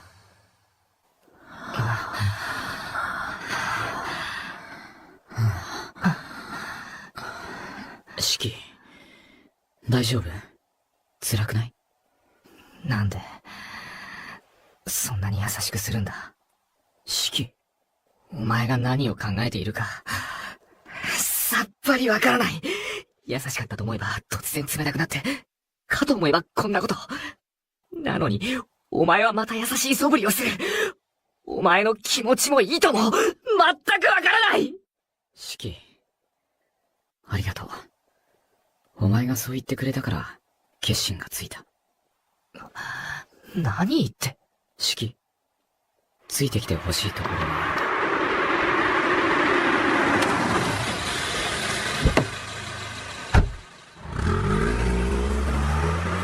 ここは上の方に、俺の母さんの墓があるんだよ。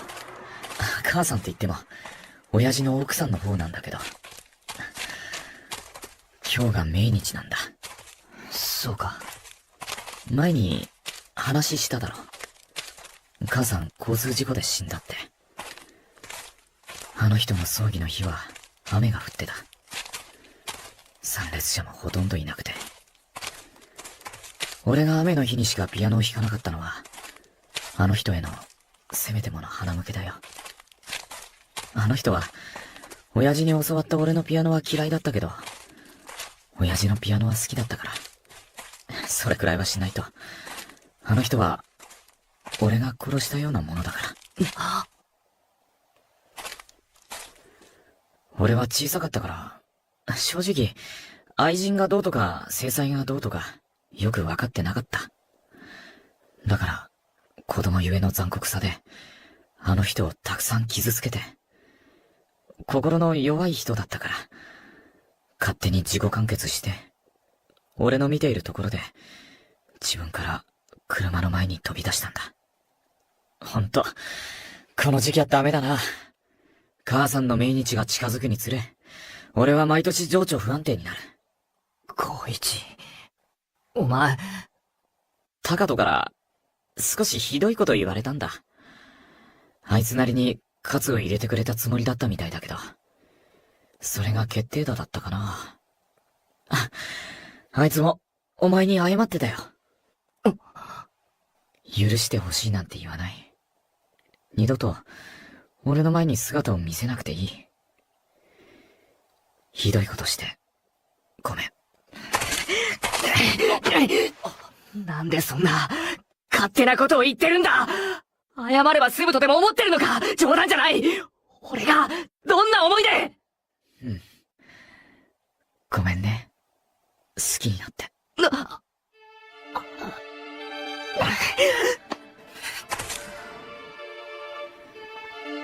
最初は、自分自身に対する憤りを抑えきれないだけだった。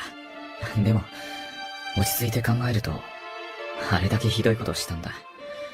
俺は君に対して、どう償えばいいかわからなかった。なのに、君は俺のそんな思いを悟ったのか。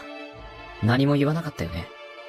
俺は、ただ、お前が何か言いたそうなのに、何も言わないから。君は、自分で思ってるよりずっと強い。だから、だんだんと惹かれていったのかもしれない。身勝手だけど、君に対する謝罪の方法は、君を家に帰してあげることくらいしか思いつかなかったんだ。家に帰って、おじさんにちゃんと自分の思いを伝えるといいよ。そうすれば、君の人生は素晴らしいものに。最後に、そんなこと言うのはずるいだろう。さっきから何勝手に自己完結してるんだ。シキ、ごめん。俺は、お前のそばにいる。何言って、なんだって。そんな話に、お前が俺にひどい仕打ちをしたのは、単なるくだらない干渉だっていうことがよくわかった。弱い自分が嫌で、強い人間に憧れてるんだろう。だったら、俺はお前からされたことくらいで傷つかないし、過去に囚われたままで、むしろかわいそうだと思う。だから、そばにいてやる。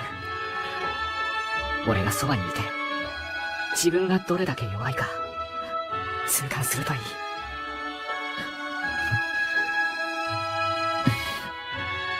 シキ、なんでこんな時に笑うの？なんでそんなこと言うんだ？君は勘違いしてるんだよ。いつか絶対後悔する。それは、俺が決めることだ。君は本当に強いね。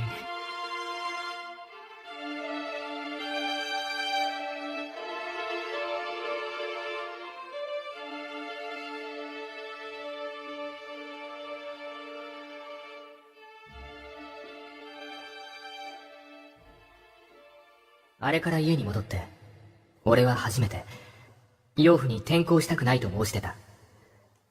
養父は静香のことが心配なのか、難色を示したが、静香が、式が決めたことだからと快諾してくれたので、養父もしぶしぶ認めてくれた。静香は、翌日会った時に、少し目が赤く腫れていた。それから俺は、一人暮らしをさせてもらえるようになって、高校も無事に卒業した。けれど、高一との約束は果たせなかった。なぜなら、最後に会った日から、高一は忽然と姿を消した。家はもぬけの殻になっていて、担任も行方を知らされていないそうだ。そうして俺は、大学を出て就職した。高一とは、あれから一度も会っていない。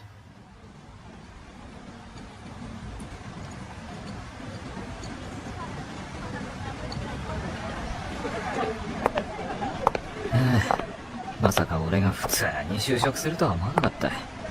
明日から研修か。だるそう。ブーって。たかとじゃあるまいし。臆病者。式。入社式でお前に会うとは思わなかったよ。世間は広いようで狭いな。嘘。君も同じ会社に就職？ああ。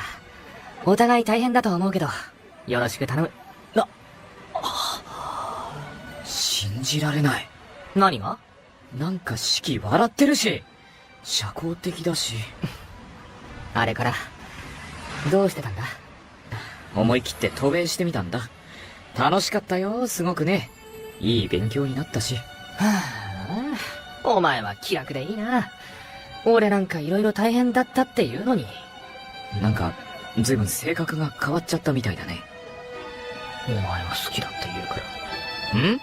あれから強くなろうと思って、そうなりたいって思ってたら、いつの間にかこんな風になってたんだよ。はい？ああ、もう、ムカつく。なんなんだよ、お前。ああ、ごめん。まあ、過去はどうでもいいけど、今の性格になって、人付き合いもしやすくなったし、いろいろと楽だ。そうなんだ。俺のために、性格変えてくれたんだ。もういい。まあ、お前がきっかけで変われたのは事実だし、俺も感謝してる。そっか。じゃあ、俺、用事あるから。式。やっぱり追いかけてくると思った。臆病者。式。俺は、お前のおかげで変われた。お前は変われたか？そうだね。一緒にいたいなんて、俺も初めて言われたんだ。あれは、そういう意味じゃなくて、ただの嫌がらせだ。覚悟しろよ、光一。俺はしつこいんだ。お前のそばにいて、絶対傷つけてやる。本当に、そばにいてくれるの？なんで、そんな嬉しそうなんだ。俺はお前を傷つけるために、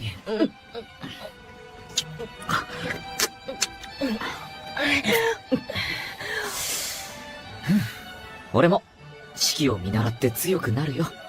お前、街中でキスするなんて、信じられない。こういうのは強いんじゃなくて、神経がずぶといって言うんだよ。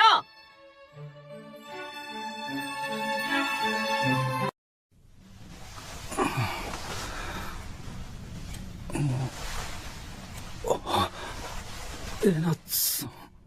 気づいたか？水飲むか？えなつさん。おい！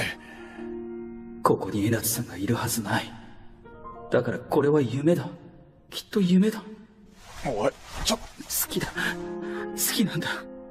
せめて今だけでも抱きしめていてくれないか。何を？お前はゲイじゃないから、そのうち女の方がいいって言い出すんじゃないかと思ってた。でも現実になってみた。ショックで。おい、待て。なんでそんなこと思った？俺が合コンに行くと聞いたからか？現実はもうどうだっていいんだ。でも今は、この夢の中では、俺を抱いてほしい。まだ俺のことが好きだと言ってほしいんだ。言ってくれよ。夢の中からいいだろう。バカ野郎！何が夢の中だ？夢じゃない。今、俺を好きだと言ったよな。それは、でも、ちょっと待って。なんでお前がここにいるんだ？そんなことより、言ったよな。俺が好きだって。今ここで好きって言ったら、きっと江夏さんの負担になる。前にも言ったが、俺はお前が好きだ。付き合ってほしいと言ったこともある。覚えてるよな。覚えてるなら、その返事を聞かせてほしい。俺と付き合ってくれるか？ああ。よかった。現実、なのか。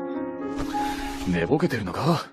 今の返事も、明日になったら夢にしちまうんじゃねえだろうな。そっちこそ、夢でも見たんじゃねえのとか言い出すんじゃねえだろうな。言うわけねえだろ。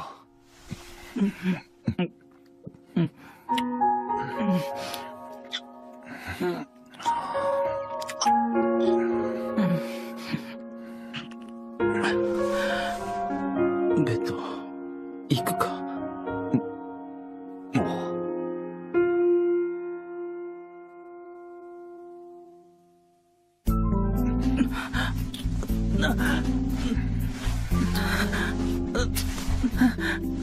では、そこ、ダメ。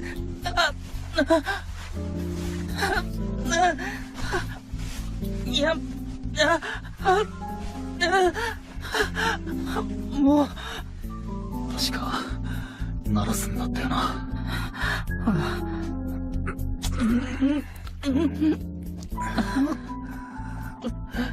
すげえな。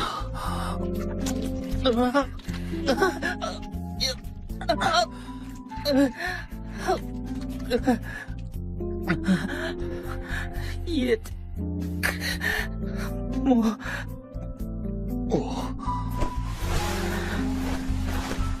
行くぜ。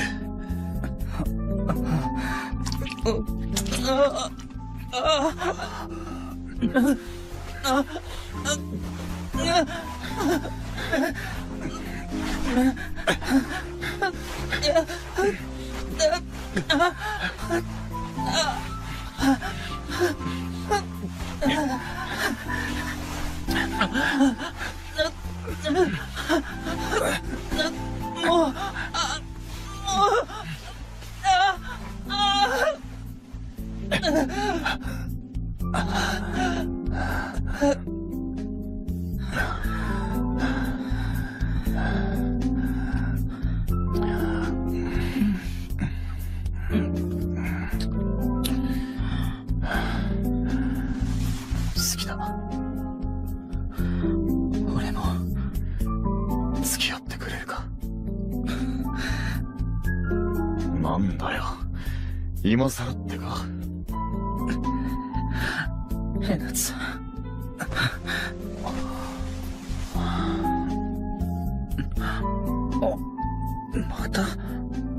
まだ大丈夫か？好きだ。ヘナツさんが好きだ。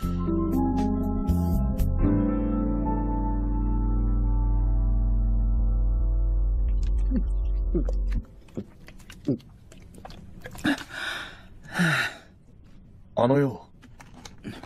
何？今更聞くのもなんなんだけどな。なんだよ。お前、元彼のことはもういいのか？何？元彼？悪い。見ちまったんだよ。何よ？お前が元彼とこの家に入るところ。え？ああ。俺がもんじゃに誘ったあの夜、お前、先約があると断っただろう。その先約が元彼だったのかと。ちょっと待て！誤解だ！先約は教授のお供だよ。全部話す。聞いてくれ。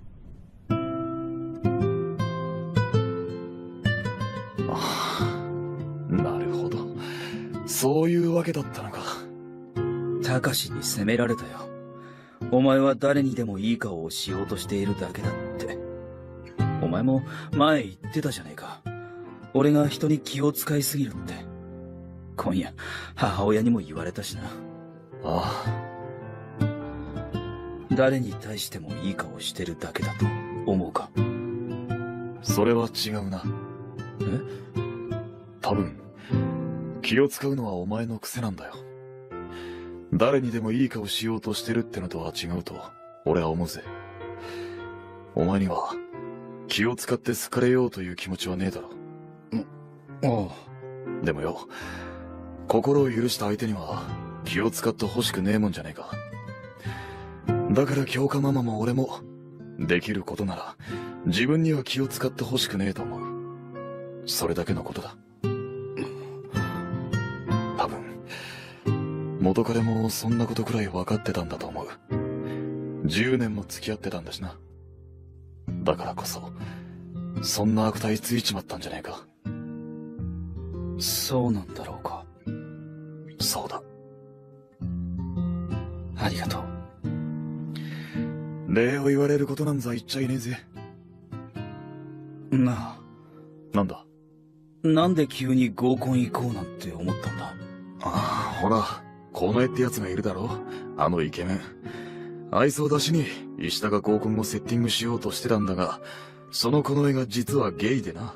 ゲイ？ああ。ゲイ隠しのために合コン出るんで、一緒に参加してもらえねえかって頼まれたんだよ。別に俺が望んで参加するわけじゃねえ。おい。何？この絵って野郎、お前に気があるんじゃねえか？そりゃねえよ。しかし。大体奴は、お前のところの女子大生が速攻目をつけるほどの超イケメンだぜ。俺なんてもさい親父を相手にするわけねえだろ。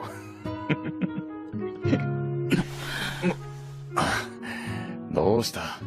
俺も、もさい親父に惚れてるんだけどな。何言ってやがんだよ。後でソフトに言ってやろう。バックには気をつけろって。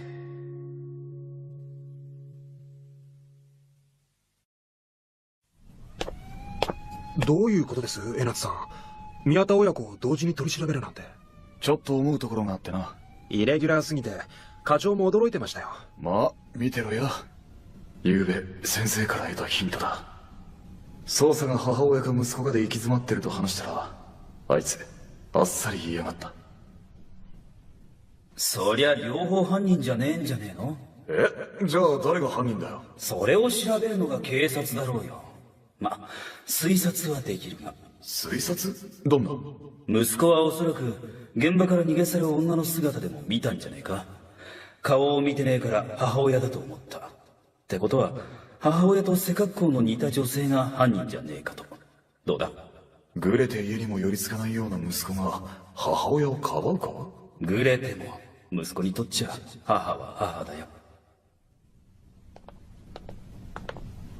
あ、来ましたよ。なんで椅子が2つあんだよ。いいから、そっちに座ってくれ。失礼します。なんだよ。なんでお袋がここにいるんだよ。ふざけんなよ。あの野郎を殺したのは俺だ。違います。坂下さんを殺したのは私です。息子は関係ありません。はあ？バカじゃねえの。俺だよ。あんた、もう黙ってなさい。指図すんじゃねえよ。まあまあ、とにかく二人とも座って。今日、お二人をこうして同時にお呼びしたのはですね、それぞれ隠していることを打ち明けて欲しかったからです。バカじゃねえの。何も隠してねえよ。隠してなどいません。私が犯人です。静かにしろって。すみません。いいか。あんたらはお互いをかばい合ってるだけだ。犯人は別にいる。この子、何もしてないんですか？お袋？だって、あんた、あの夜、服血だらけにして帰ってきたじゃないの。どうしたのかと心配してたら、殺人事件があったって言うし。まさかって思ってたけど、あんた自首したって刑事さんが。待てよ。俺、見たんだぜ。お袋が現場から逃げていくの。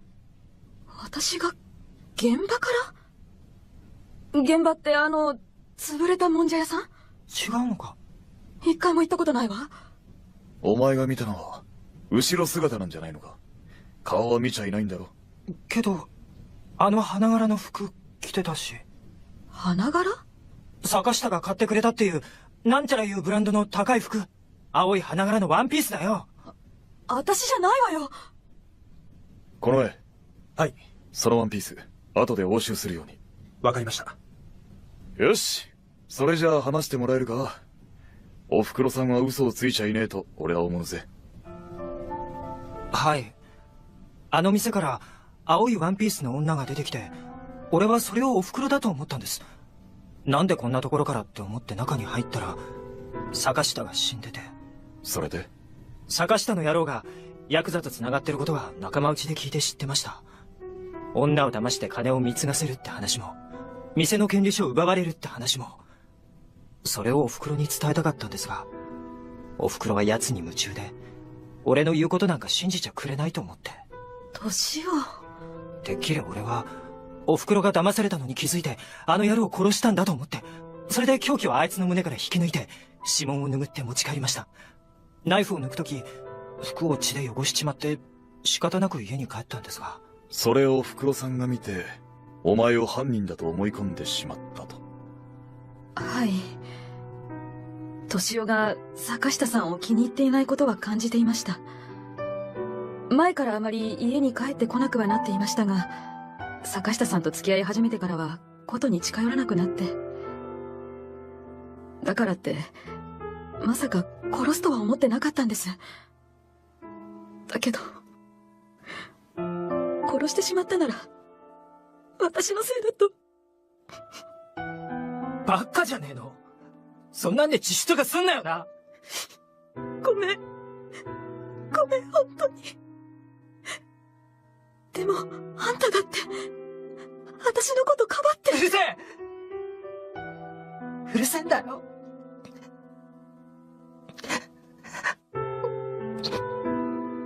あんたらは、相手をかばう前に、ちゃんと話をするべきだったんだよ。お互いを思い合ってても、言葉にしないと伝わらねえぜ。はい。はい。実はよ、事件の前日に、俺たち偶然もみじに行ってるんだよ。店、人手が足りねえみたいだったぜ。遊んでるんだったら、手伝ってやれやどうだ。そうっすね。助かるわ。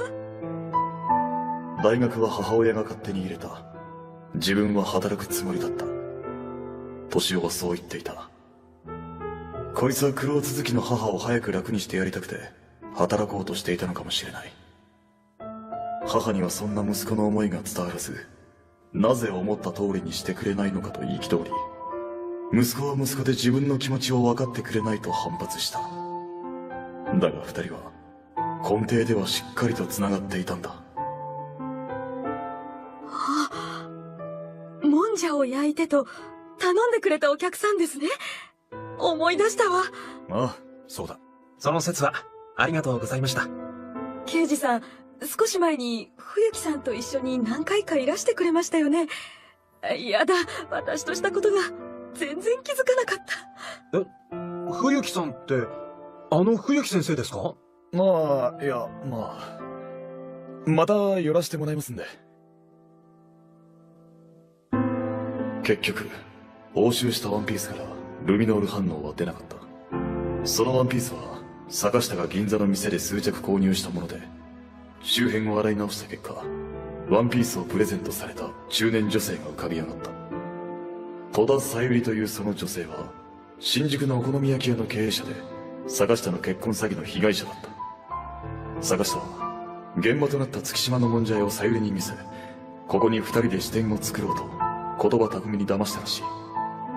彼女が警察に訴えなかったのは、安江と腕を組んで歩く坂下を偶然見かけたことが原因だった。自分と同じワンピースを着た安江の指には婚約指輪。その瞬間、坂下に殺意を抱いたということだった。さゆりも離婚経験があり、子供もいたが、親権は夫に取られて、もう何年も子供の顔を見ていないという。宮田親子のことを聞いた彼女は、へえ、そんな息子さんがいるなんて、ずるいわよね。そう、ぽつりとつぶやいた。人殺しと分かったら、もう、あの子は私の顔なんか見たくないでしょうね。寂しそうにそういう彼女の罪は、決して許されるものではない。でも、もし彼女のそばに子供さえいれば、このような凶行に及ぶことはなかったのかもしれない。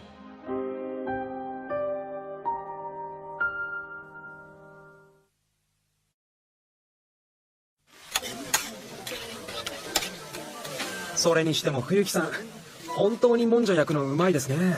ガキの頃から食ってるからな。それより江夏さん、いつもお好み焼き頼むじゃねえか。今日はいいのかよ。ああ、いつもって、お二人はいつも会ってるんですか？ああ、な。おお、なんだ。やっぱりこいつ、江夏さん狙いか。そういや、安江さんが言ってましたもんね。江夏さんはいつも冬木さんと来てたって。おばちゃん、俺たちのことを覚えていてくれたなんて、嬉しいね。それより江夏さん、これから銀座に出ませんか？ああ、いや。たく、これだけアピールしてもまだ諦めない気か。悪いな。これから二人で飲み直すんだ。おいな。ああ。わかりました。それでは、お先に失礼します。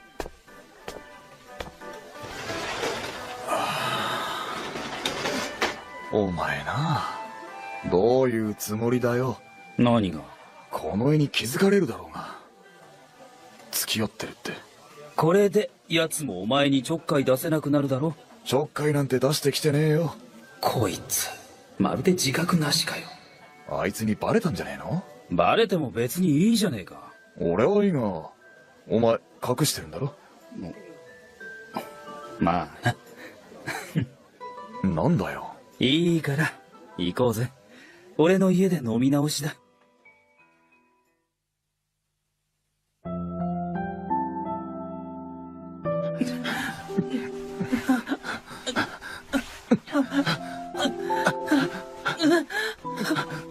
もう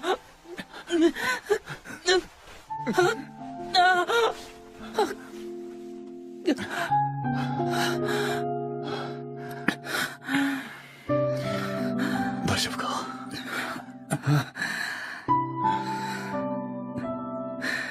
髪乱れてるぜ。おい、よせって。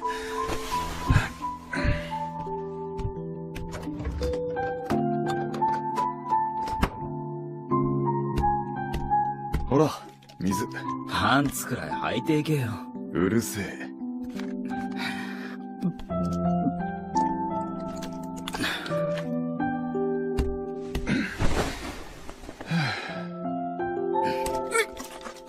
冷てえな。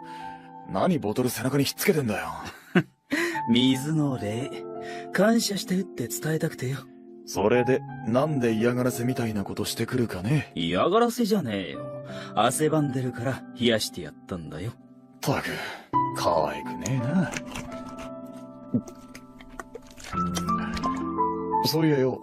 ん？元彼、あれからどうなった？ああ、一昨日会ってきた。きっちり別れてきたよ。他に好きな相手ができたって。悪い。他に好きな人ができた。そうか。高志のことは間違いなく好きだった。ああ、わかってる。すまない。どんな奴か聞いていいか？どんな？もさいおっさんだ。しかもゲイじゃない。いつ女の方がいいと言われるか不安で仕方がないが。でも、好きなんだろ？ああ。きっちり振ってくれて、ありがとう。そうか。あいつに言われた。そのもさいおっさんには甘えてやれよって。ちょっと待てや。誰がもさいおっさんだ？それより、石田の合コン断れよな。え？ああ、元から行くつもりはねえよ。どうだか？どうせこちとらもさいおっさんだからな。甘えてきやがれ。誰が甘えるかよ。たく、減らねえ口だな。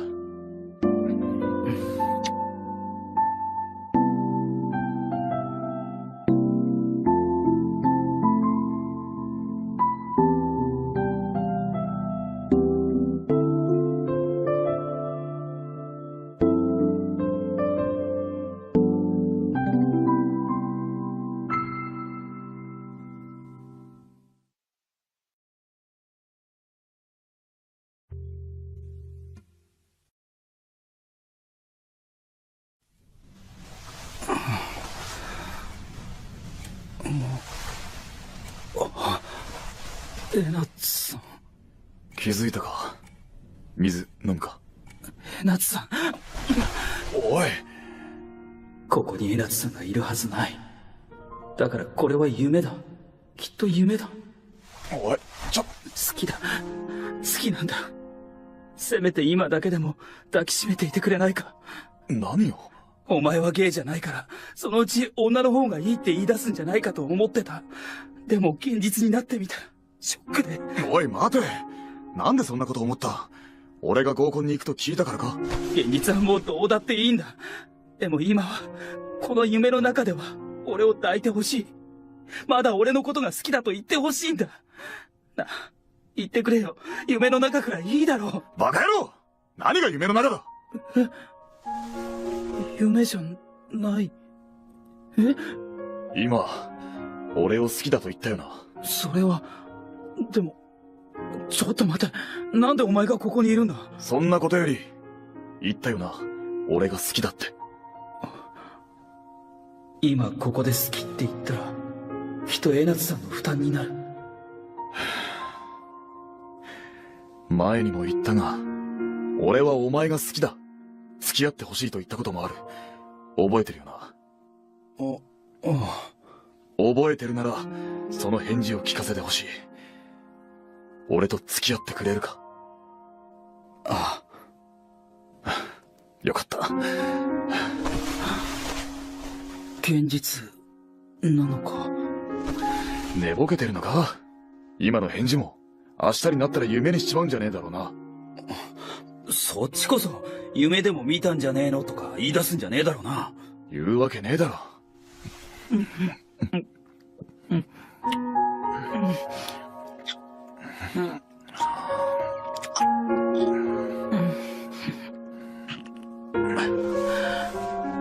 ベッド、行くか。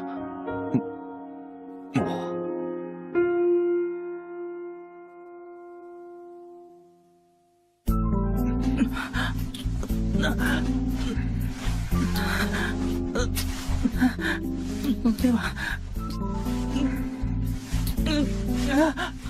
そこ、ダメ。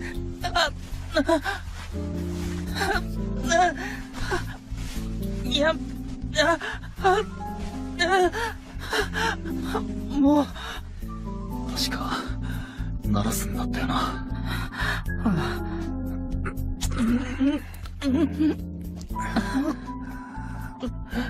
すげえな。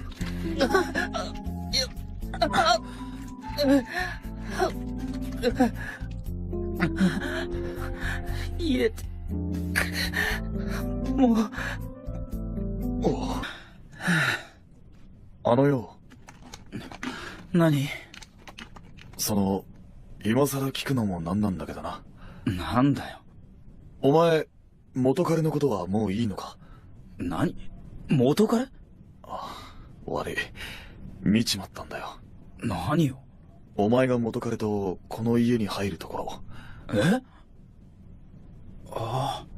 俺がもんじゃに誘ったあの夜、お前、先約があると断っただろう。その先約が元彼だったのかと。ちょっと待て！誤解だ！先約は教授のお供だよ。全部話す。聞いてくれ。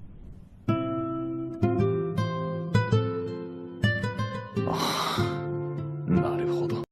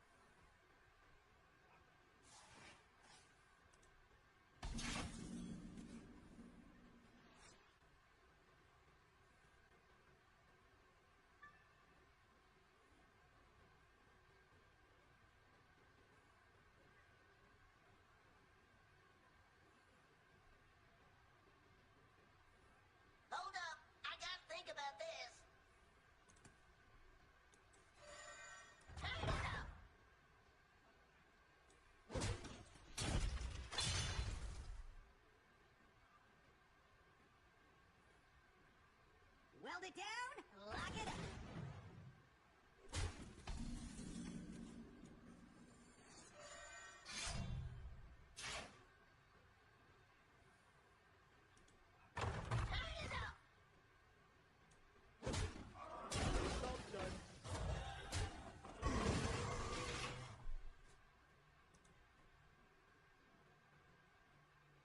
Let's go. What are we cooking here? So what's nice is that I don't really care about my hero power that much. Like, even less than I normally would.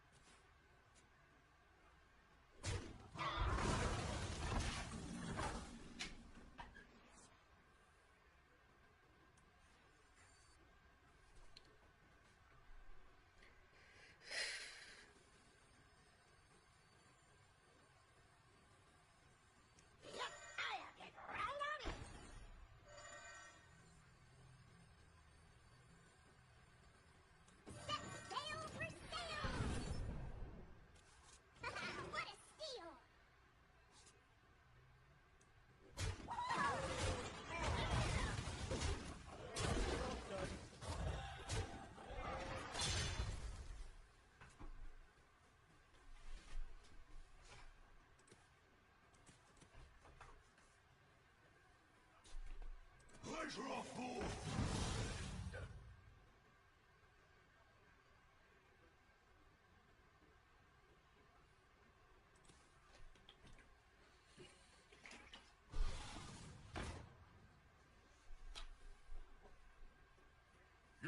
not wait.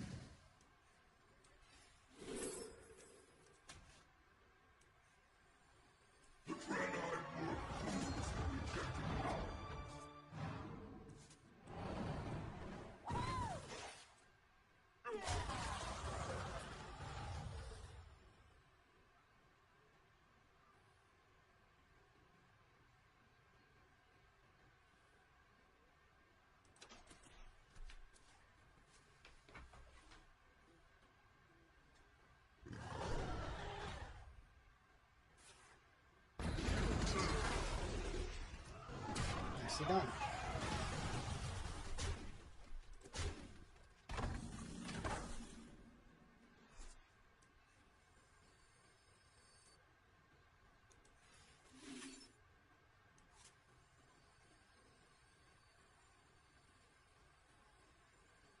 I never make two trip. I never make two trip.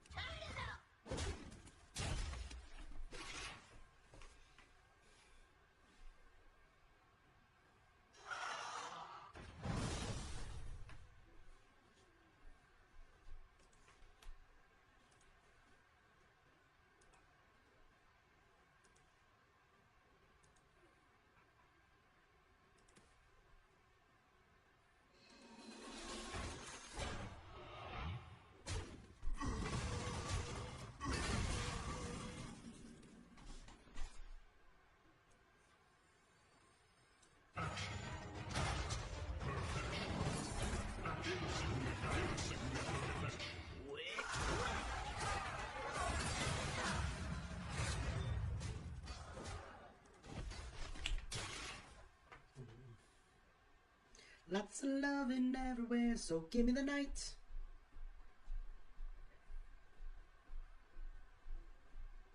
Yeah, yeah, yeah.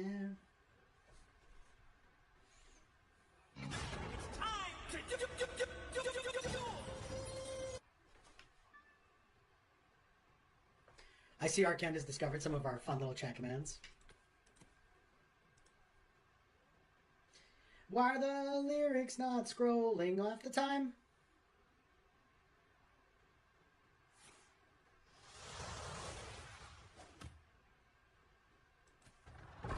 Hey, NT, it's good to see you. What's funny is that if he does the Eternal Layover play, he can't actually... Or he will live. No, he won't actually. Armor DH? Oof. Wait, how did they work? Do they just go... That's... Ooh, son, you didn't read the cards.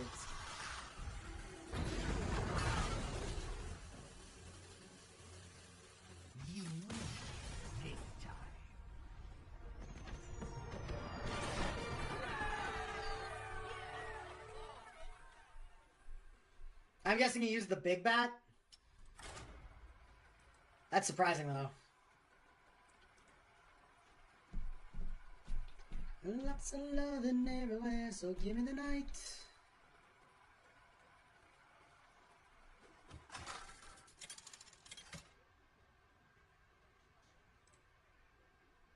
MC Blingtron versus the Thunder King. I am the slayer of kings and gods. MC Blingtron in the house!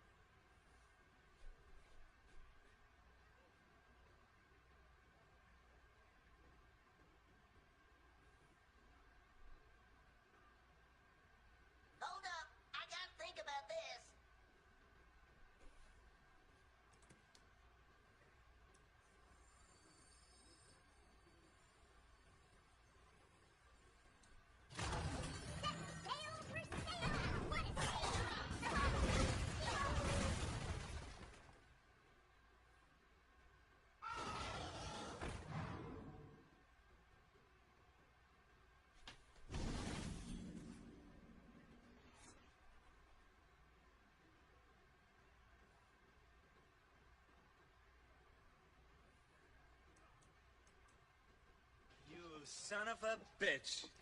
Whoa, Mokai, thank you for the raid. Good to see you, man.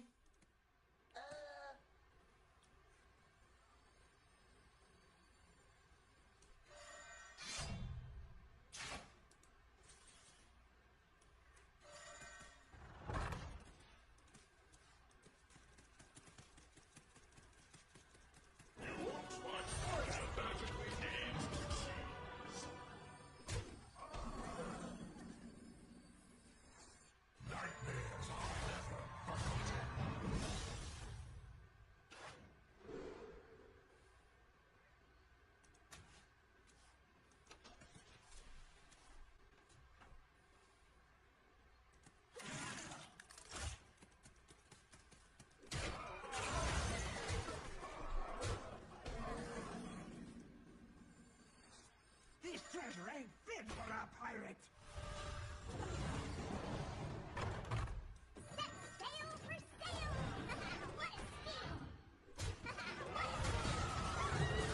Holy crap, you had a long day. Well, I'm glad you took a break, and thank you so much for the raid.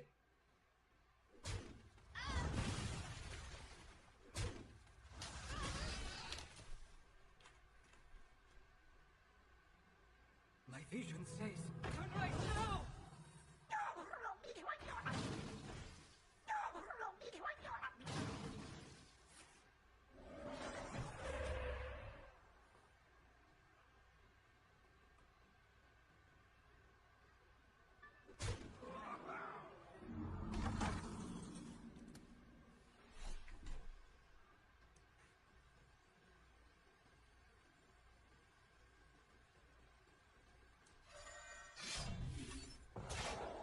Now this is treasure.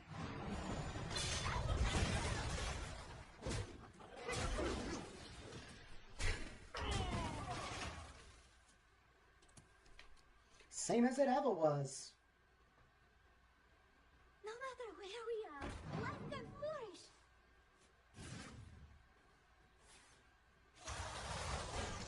That's really annoying.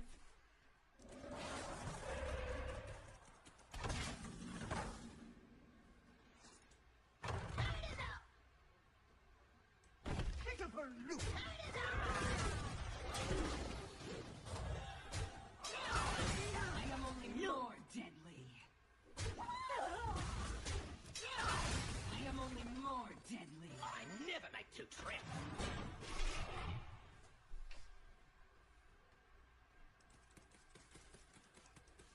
Follow the flutter wing.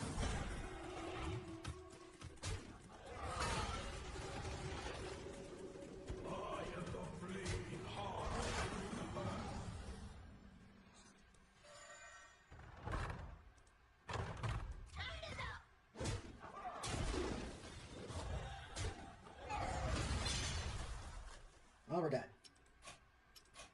You win fair and square.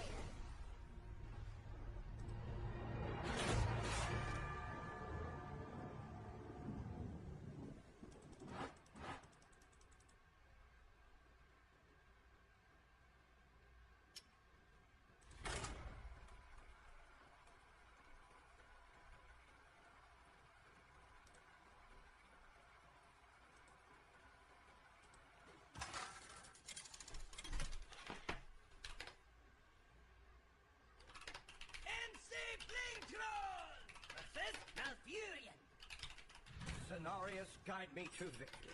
MC Blinktron in the house.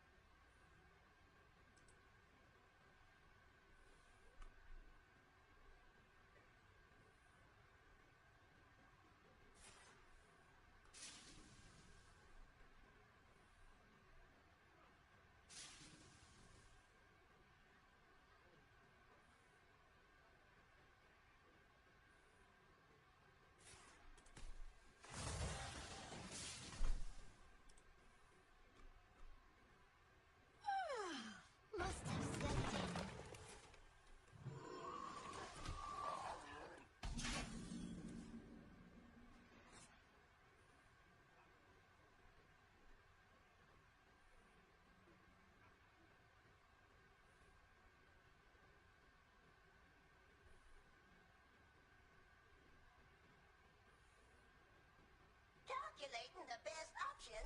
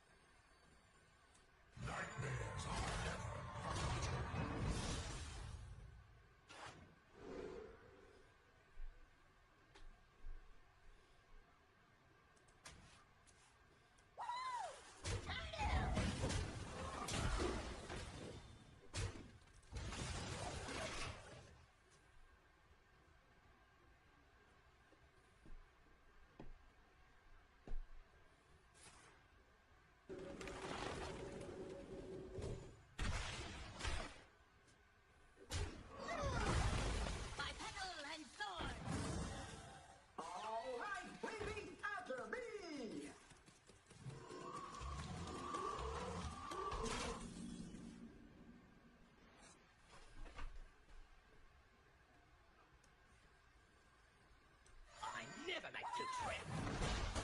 I never make two trips.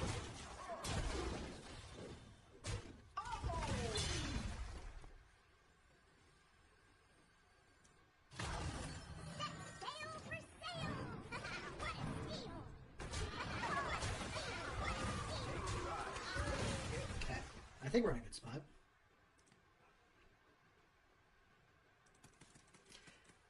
Oh, well, Mokai, if you're still here, you missed some crazy bad RNG earlier today.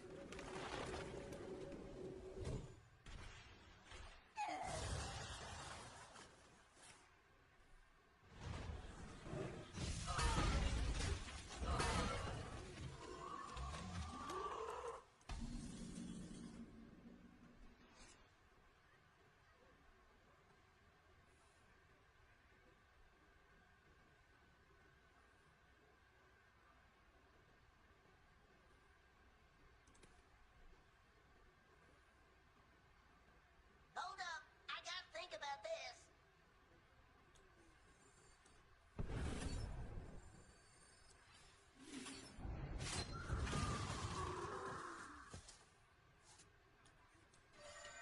Well, unfortunately. Ow.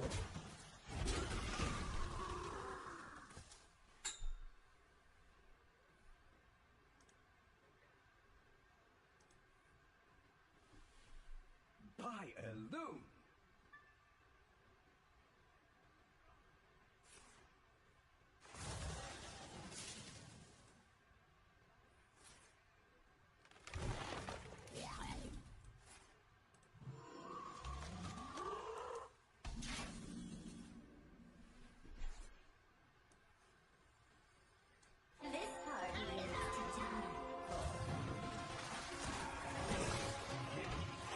Alright, knowing our luck, we are going to hit on Maestra. Buy a loom. Yo, what's up? Been here forever. Don't fear the sun. You get to me. Oh, thank God, finally. Don't fear the sun. Been here forever.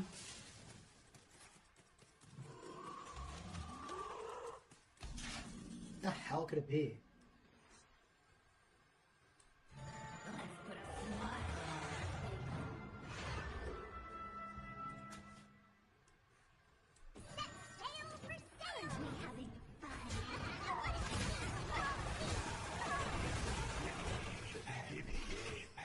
Alright, we're starting the clones.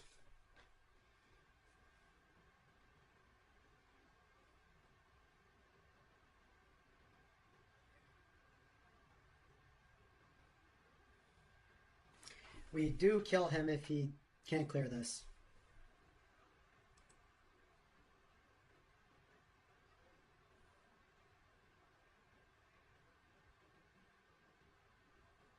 A small mistake. I can see.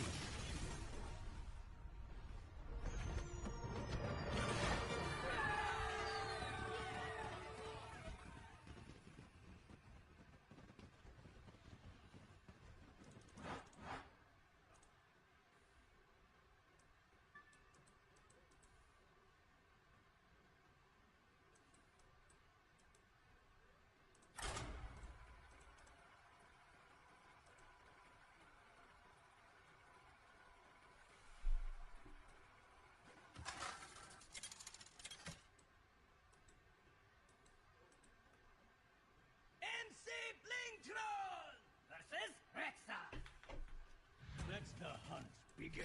MC 𝔹𝕃℃𝔻 in the house!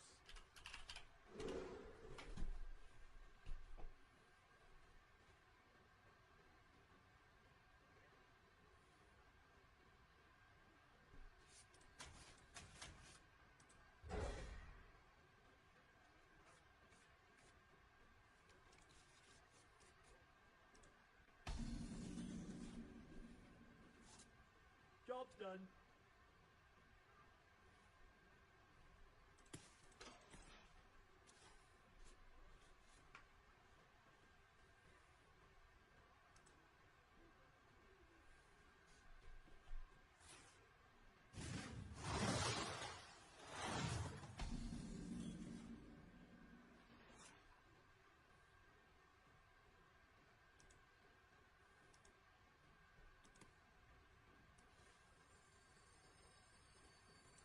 Oh god, his hand buff.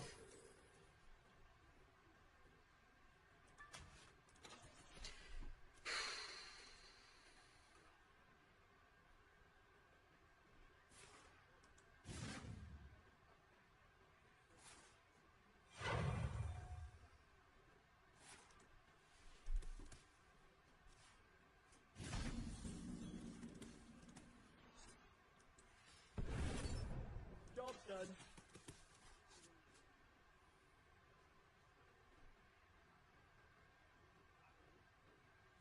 I never make you trip.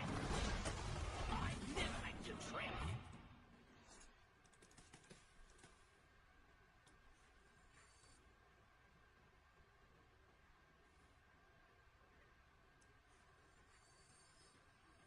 I never make you trip.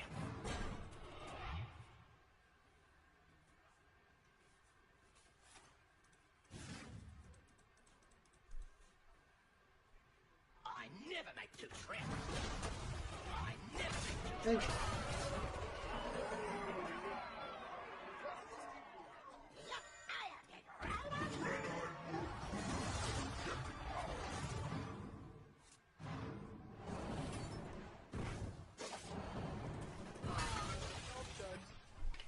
Alright, well, we're not dead. We're just really goddamn close to dying. It's not Hong Kong, not Tokyo. If you... I'll take you back one day. Okay, we're dead. Hoffer's game.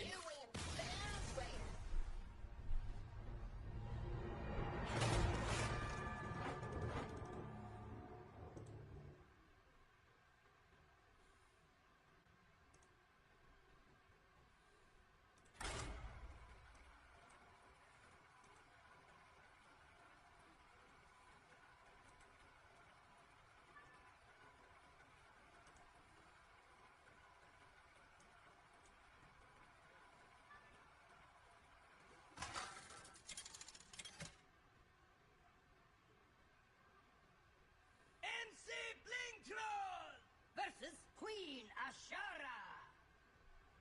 The wisps serve my cause.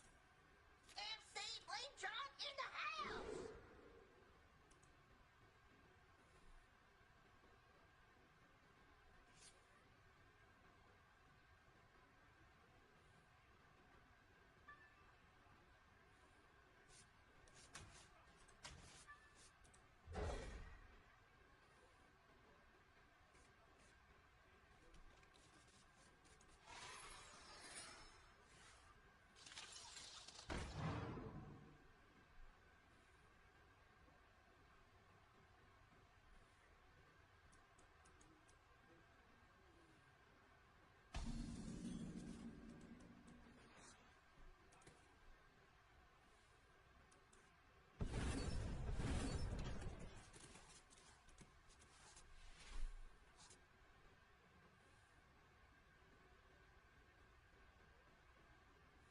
Spirit, lend me your power.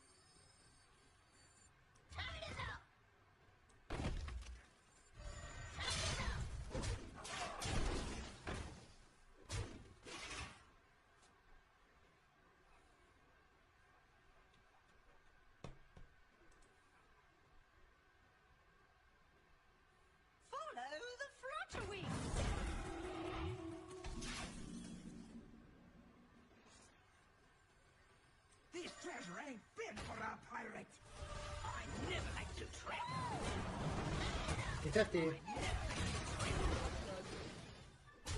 Nice.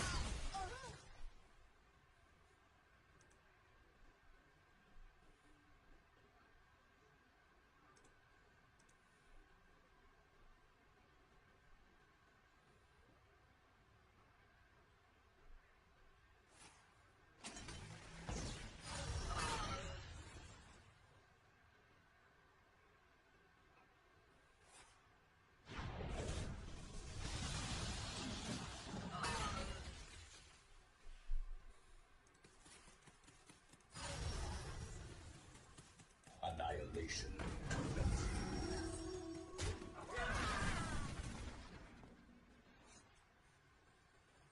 Now this is treasure.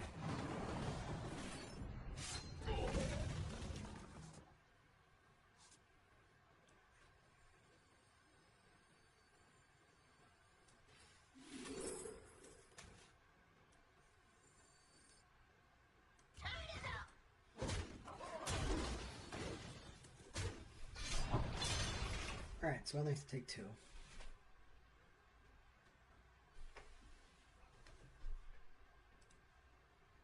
Was there with me?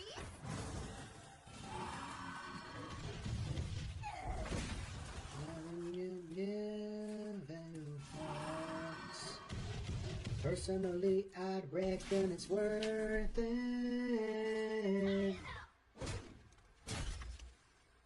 This party is to die.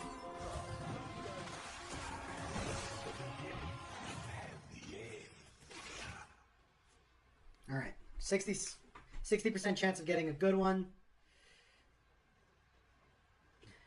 40% chance of whiffing.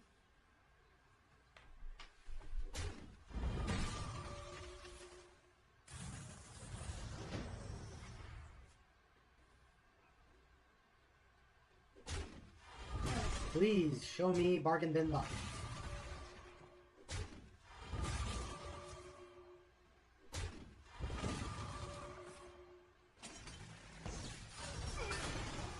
Perfect.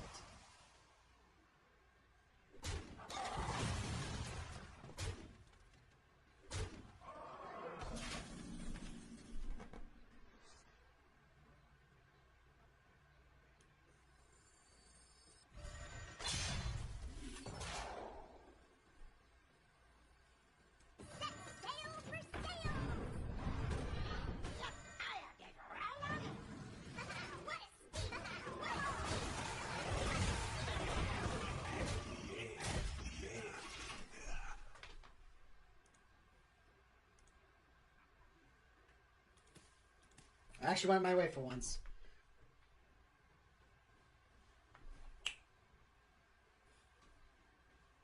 Don't use your head. Mine.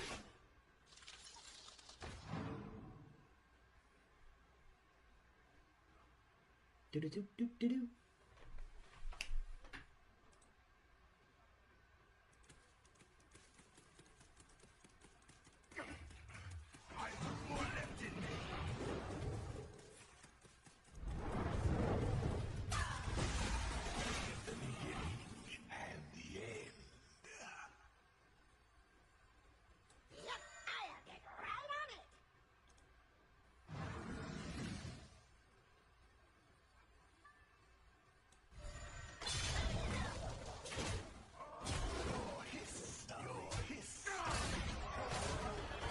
No, standard. I haven't made the Connor McDavid skin yet. I have to get around to that. I have a huge backlog of skins I haven't got to.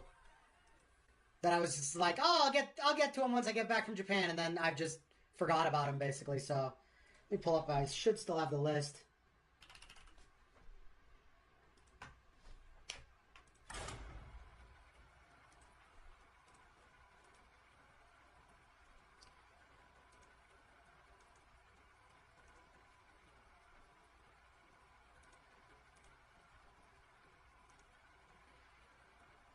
Yeah.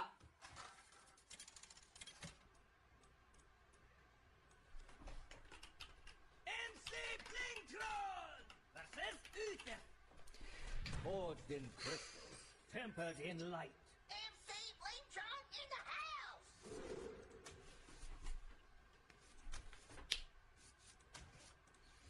Barb Thorn I'm actually liking in this deck quite a bit.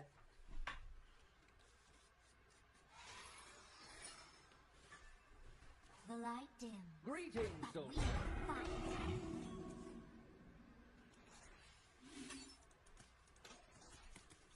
Do do do do. Bum bum bum ba da da da. Ba da da da. Reporting for duty.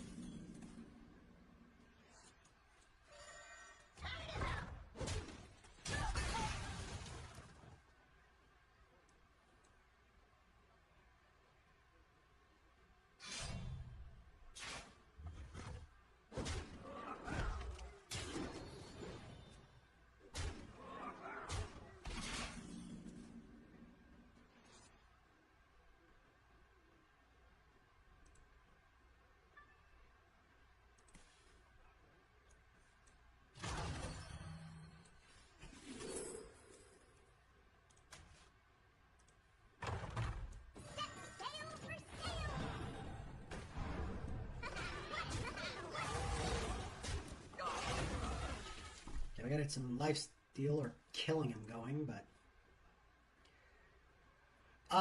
yeah, it clears boards. It lets me get additional hits with for Vona. It's actually been just pretty good.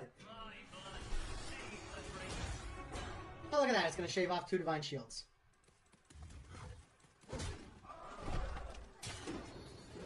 Have I picked up any new habits since my trip, like food or anything? I've been going on walks a lot more.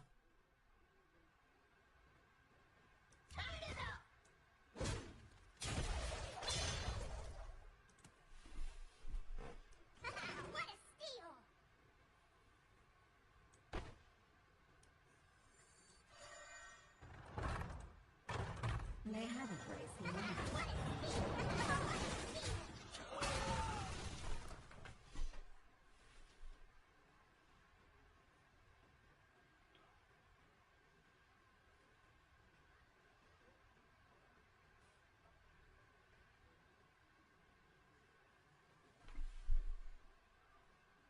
I don't know, just being able to clear off weenies is really nice, and Barkthorn's pretty good at it. And what's nice is you can just, like, override it with Water Cannon if you want.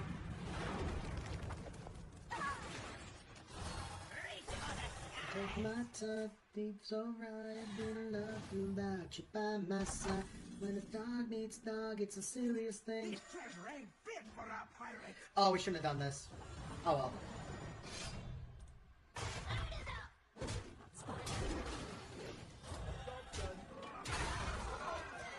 Oh, we're putting some damage in his face.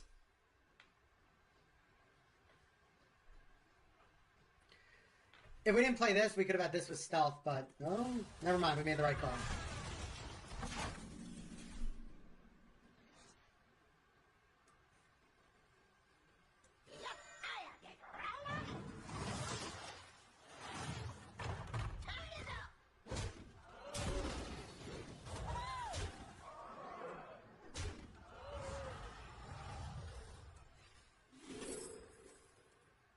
Normally I'd go SI7, but actually SI7 does let us set up lethal next turn with the weapon. Clear or die. It also protects our board from Renewing Flames number 2.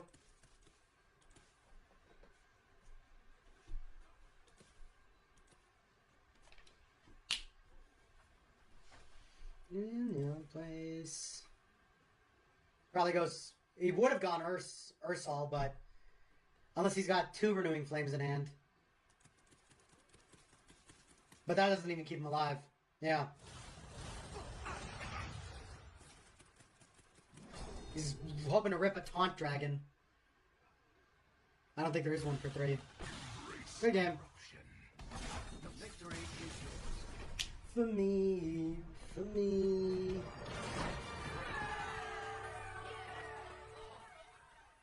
So fine I didn't lost without you by my side. Cause when a dog needs dog, it's a serious thing. There you swim.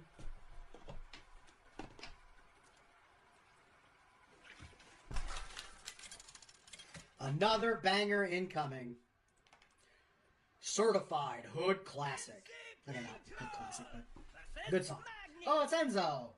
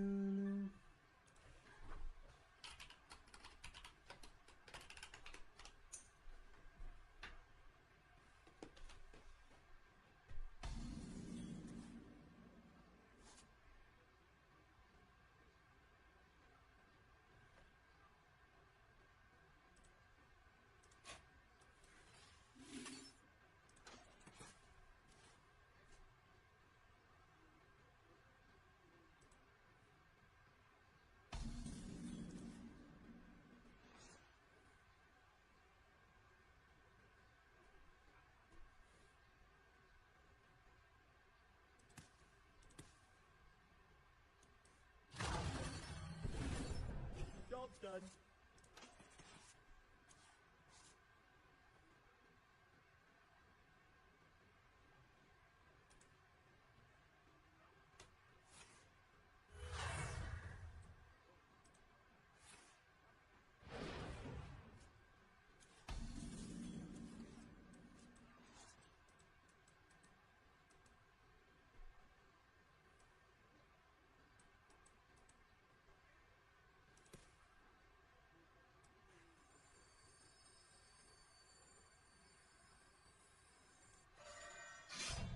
No, we need to save this.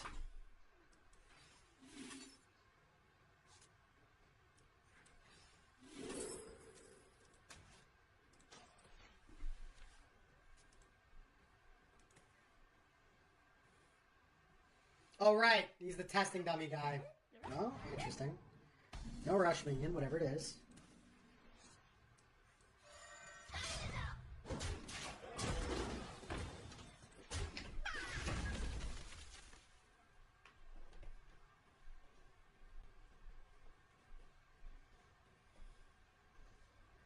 People hanging around.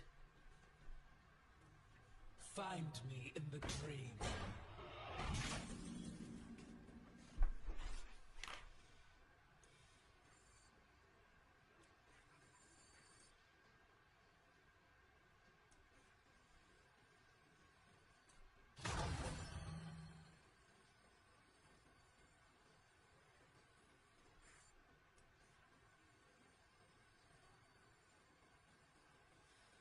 This treasure ain't fit for our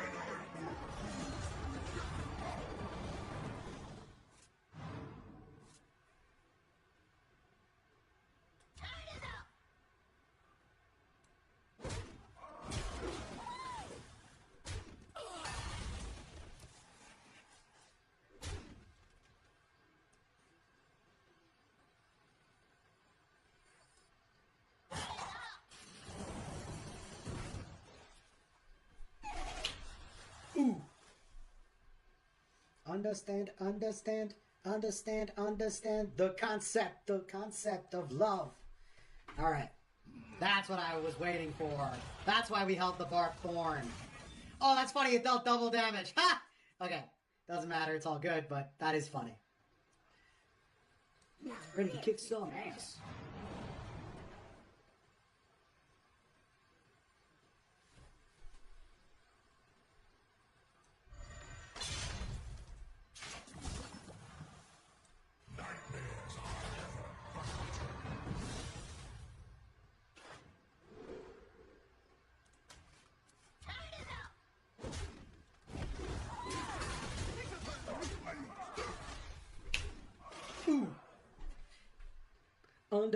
Understand the concept of love.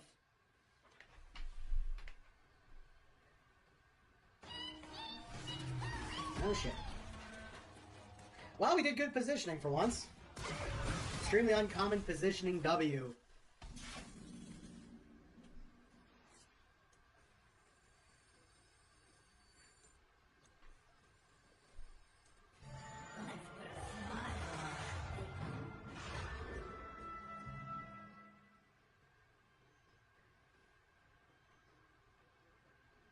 We'll actually go Gul'dan. We do have some demons in our deck. They aren't super good, but they are demons.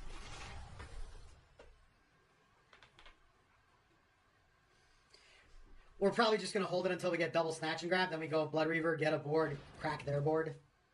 Tank for him. Free love was too tank for him. Free love was free love. Too tank for him. Tank for him.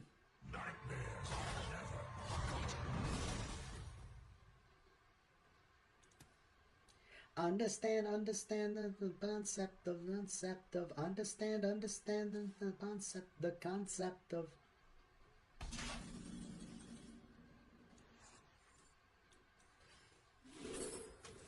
perfect. This party is to die.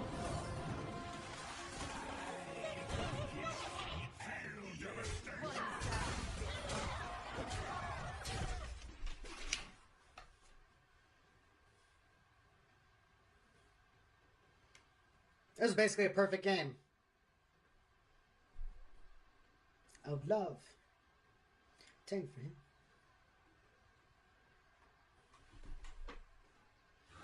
No Cove either, which is pretty crazy.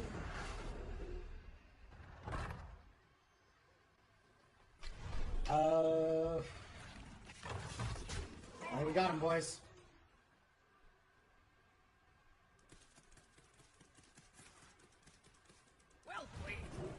Oh, cute. Not enough, but cute.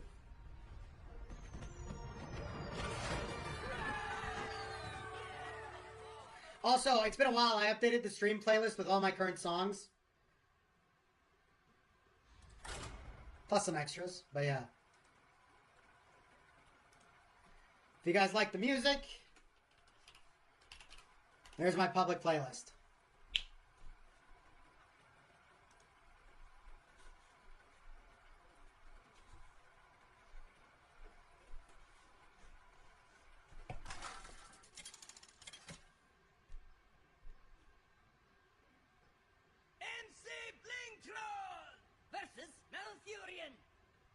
I must protect the wild. MC Blinktron in the house!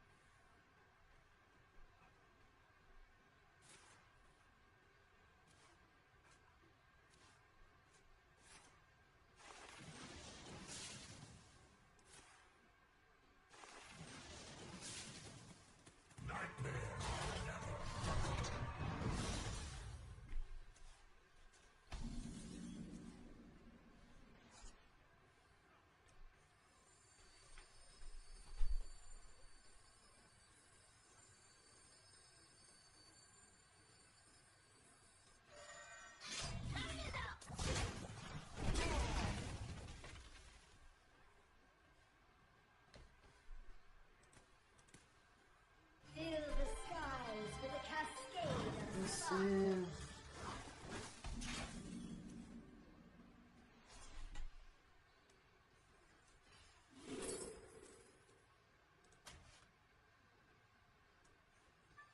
I never like to trip. I never like to trip.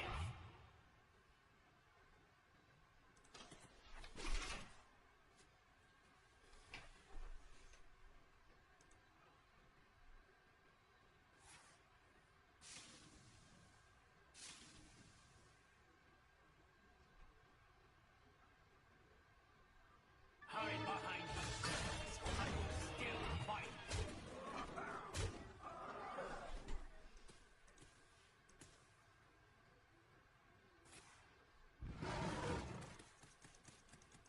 Alright, best draw on the deck would be Crystal Cove.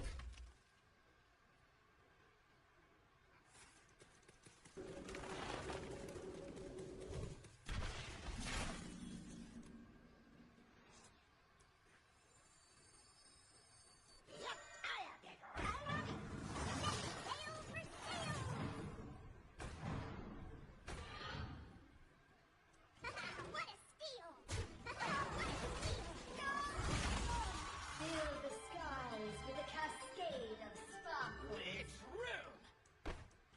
What a steal!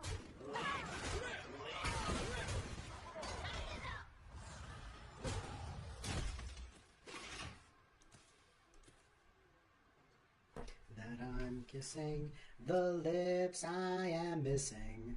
To know that my dreams will come true.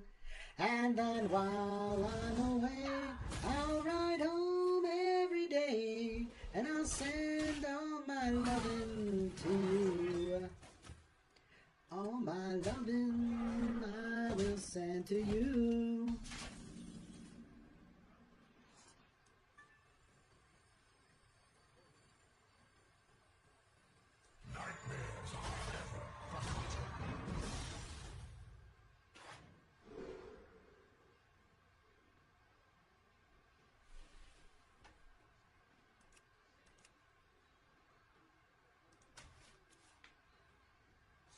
This treasure ain't fit for a pirate. Alright, swipe is not real, it can't hurt me.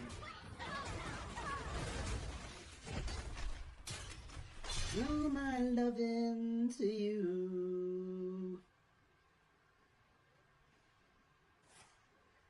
That can't kill me though.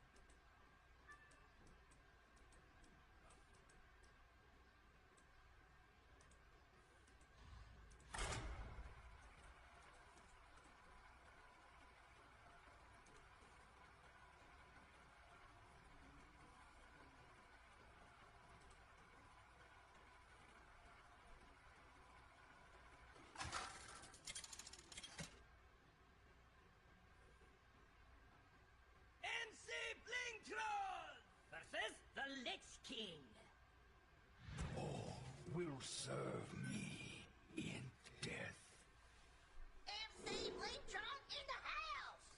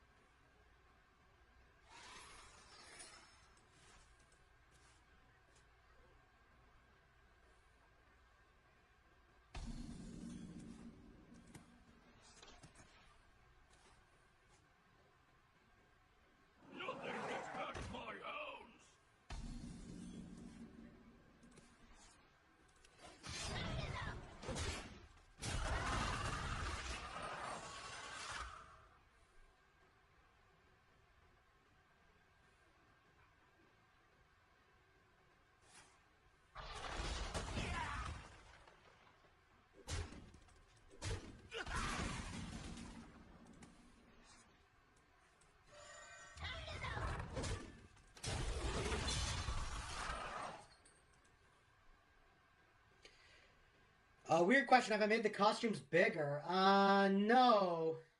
Oh, actually, what the hell? Oh, it's because I'm leaning back in my chair. My bad.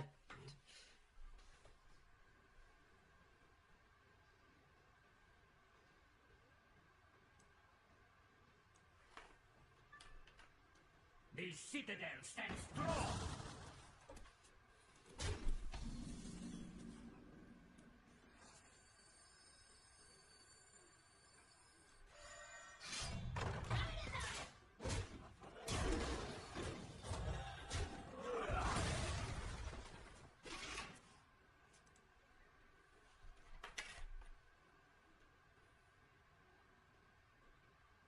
Can't this thing dance any faster?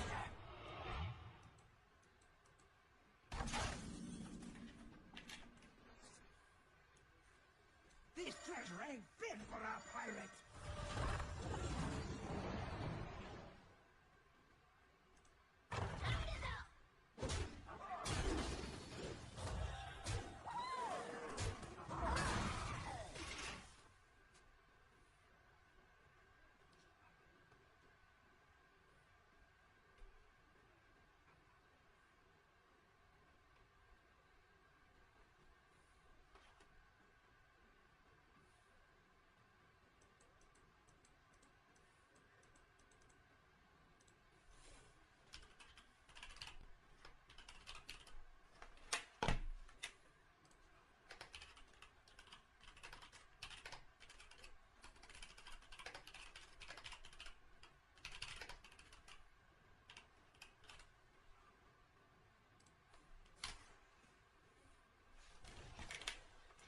Eyes on the horizon!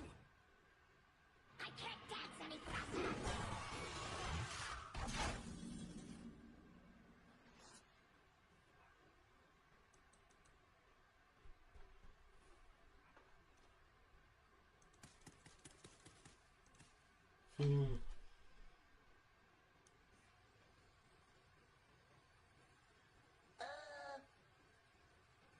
Now this is treasure.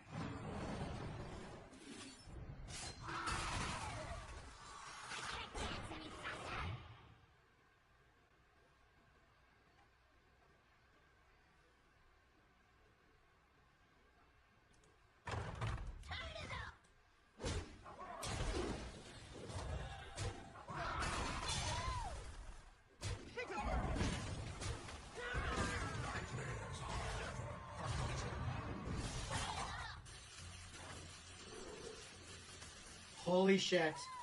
Incredible. As long as he doesn't have the poison hog.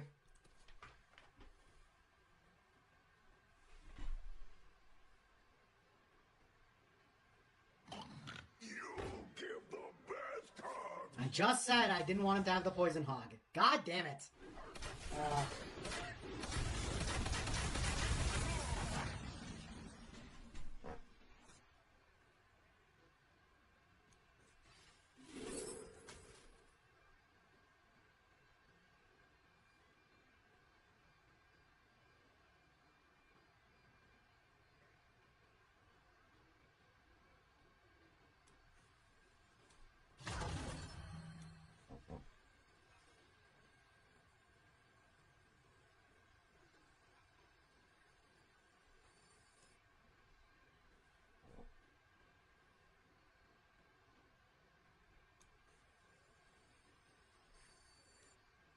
Calculating the best options.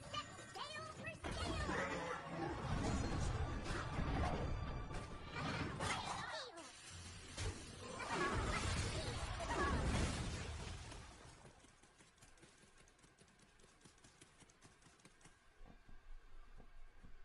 Just don't have poison hog again, and we're fine.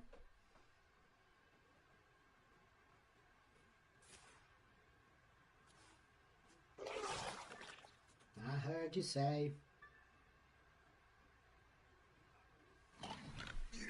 At least it's not poison hog.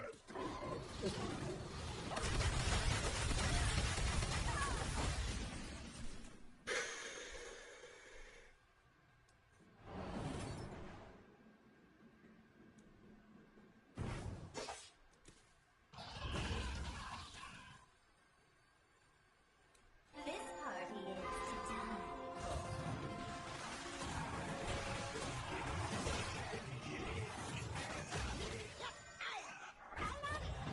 Alright, poison card does not exist.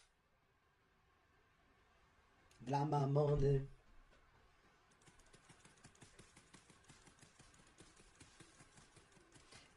Dodatkowy, najpierw ty, długo nic. Tylko ty, dla ciebie piszę, tylko ty, bo to bym miał nic. Dziś piszę dla mamony.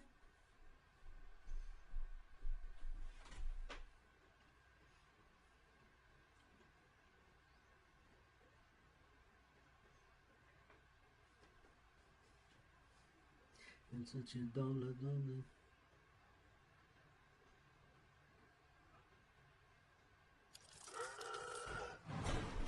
Najpierw ty, długo nic, tylko ty, dla ciebie piszę, tylko ty, bo tobie nie ma nic.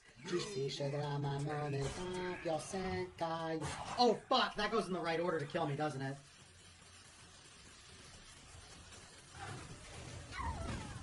Oh, okay, never mind. We should be fine.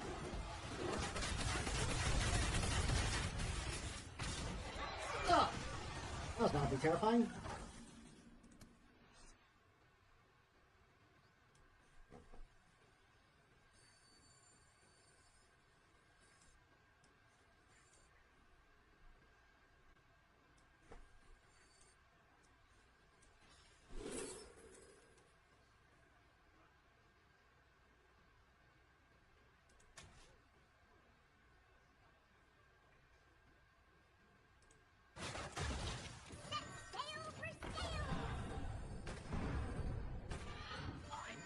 To trip. I never like to trip. What a steal!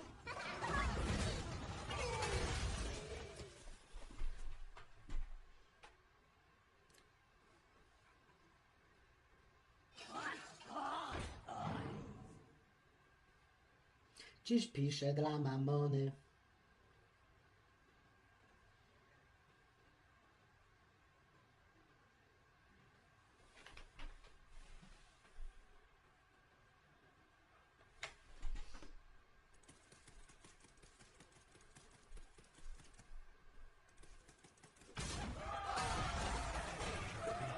Hey Zound, this is Vona abuse. Oh shit.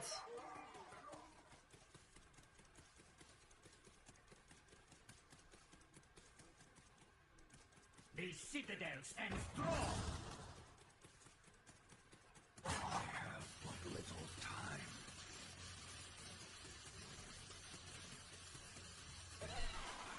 Okay, that's not good.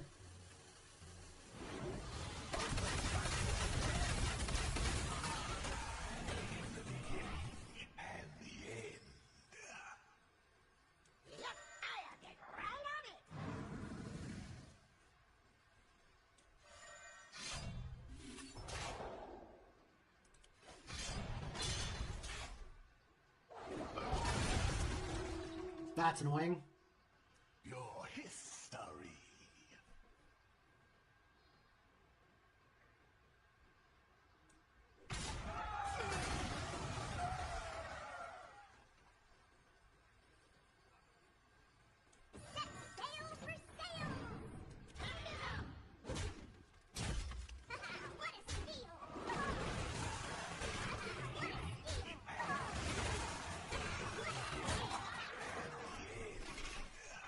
Alright, unfortunately this means our Maestro will be super buffed, which is funny, but not good.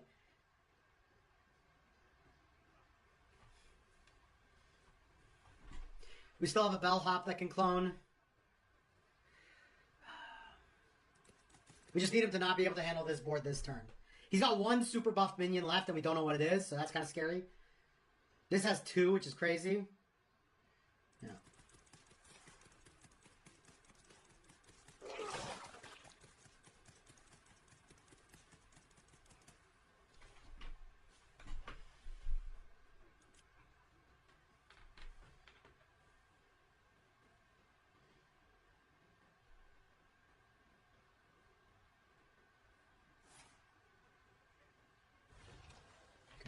Thank God he doesn't have Thorn plus Poison Breath, because that actually would just kill us.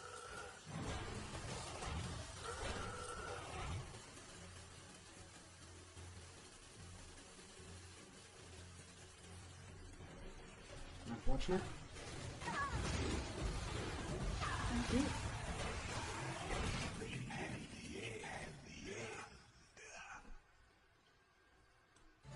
Alright, we win a 50-50, or we win the double hit here, which would be crazy.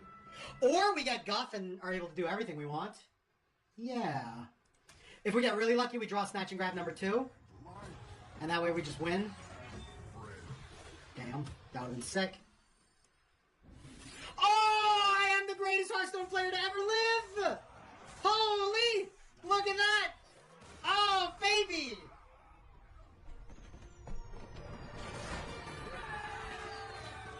Finally, the RNG swings my way! Out where the river grows, the black wood and the desert oak. You rolled a 20? True! A nat 20, baby! The time has come. Actually, I don't think it would be 20 and 20, or would it? I guess technically, yeah, it would. You're right. I was just thinking, like, because they happen instantaneously, would it still count as choosing one and choosing the other? And you are technically correct, it would. Yeah. I fight in the name of honor. Yeah, you're right on the math. Back. Bow, bow, bow. How can we dance when our earth is turning? Do, do, do. How do we sleep while our beds are burning? Yeah. Yeah, you're right. Ketna's right. Look at that. My initial math instinct was correct, even if I did the math wrong. I gotta learn to trust myself more. And trust that Nikarkos is wrong more. No kidding. Good to see you, Ketna. Fair's fair. So this looks insane, but the logic is against Paladin, and I actually really want Barbed Thorn.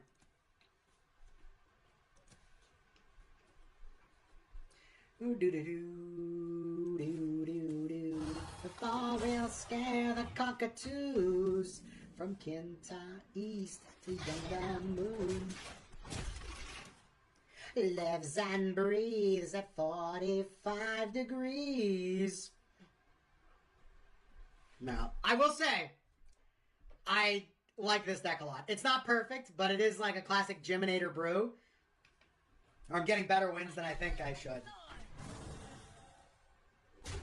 The time has come.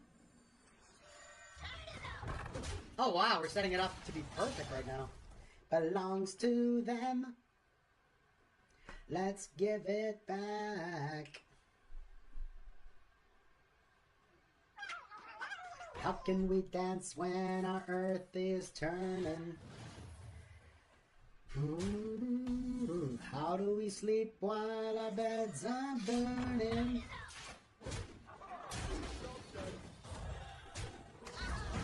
Alright, he's probably gonna just summon the 4-drop idiot.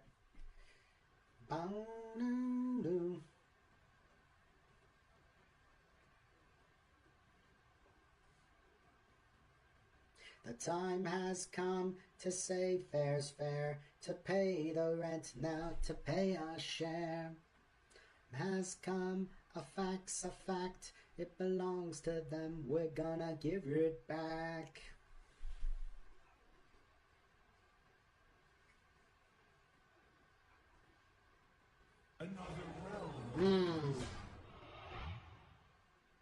What are they at, 2?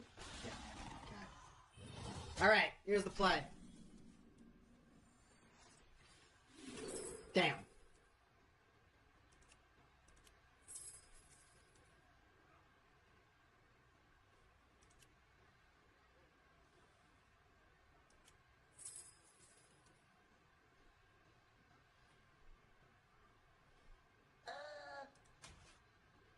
I don't love this. I was hoping to get, I was hoping to not have Buccaneer as an option and roll, what's it called? The Demon.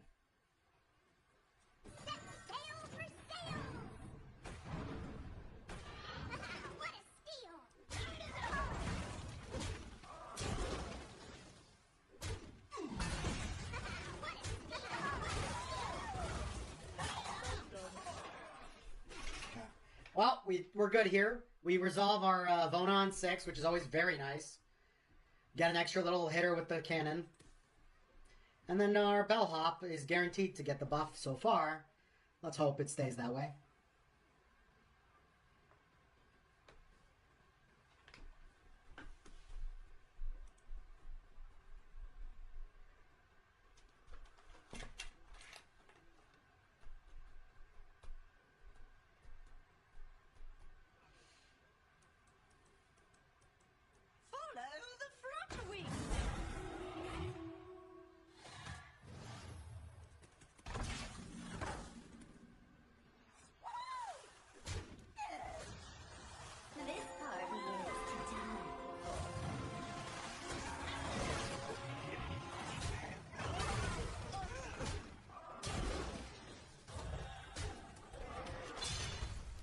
Alright.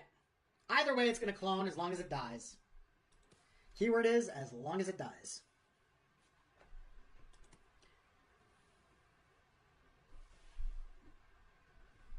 You can coin for the lifesteal thing to try to stay alive, but that's not even that good.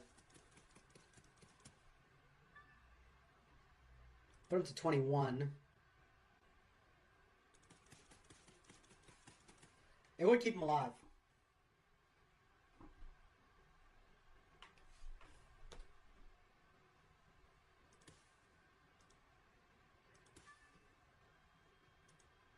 In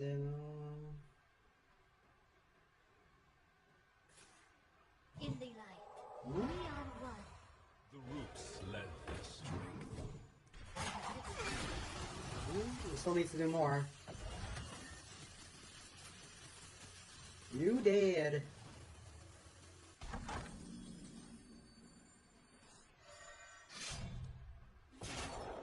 I never make two trips. I never make two trips.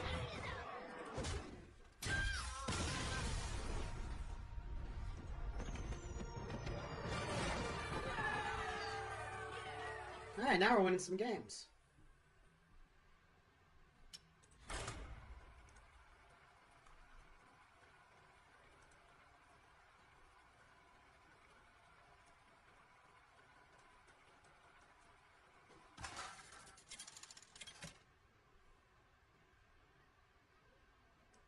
MC Blinktroll versus Taranda. You give me strength. MC Blingtron in the house!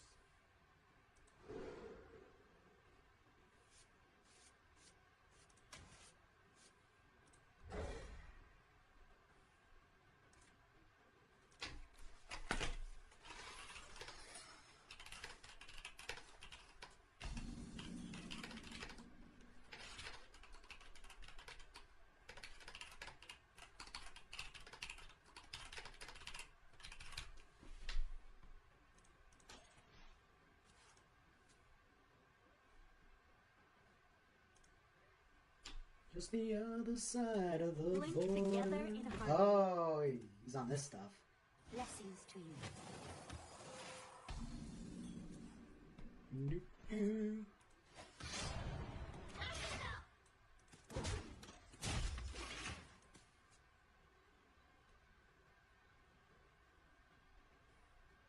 Elune, bring guidance.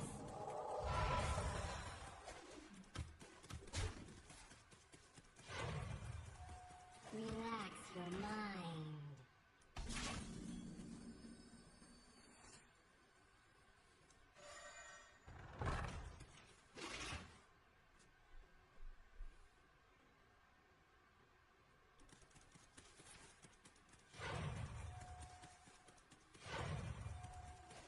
Then for which piece where now?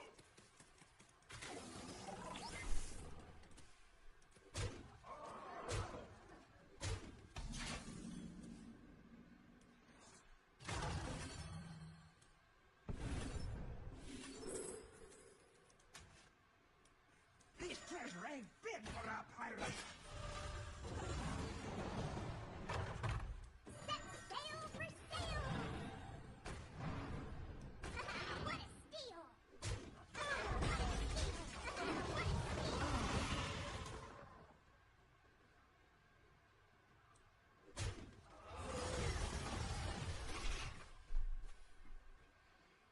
Technically, I fucked up. I should have gone Sentry first, but whatever.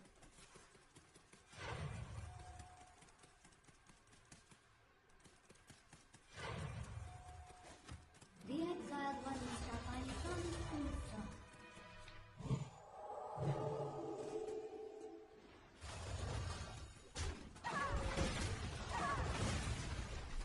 Oh shit. Oh, they're not hell. Oh, thank God. Oh. Oh, thank God he didn't do anything.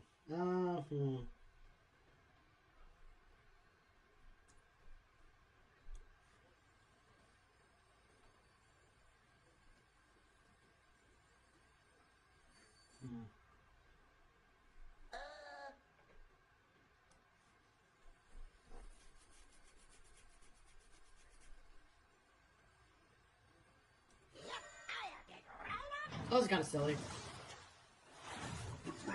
Check this out.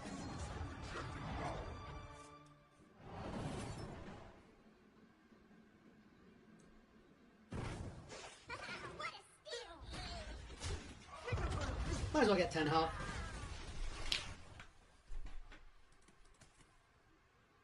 Linked together in harmony. Uh-oh.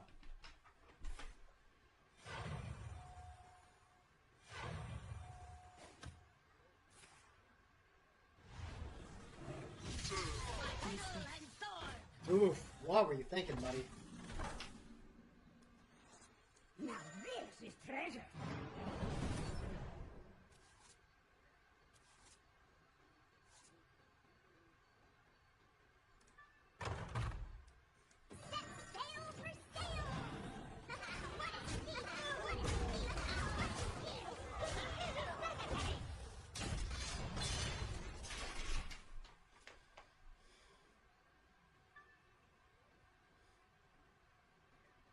He's probably gonna rip a board clear.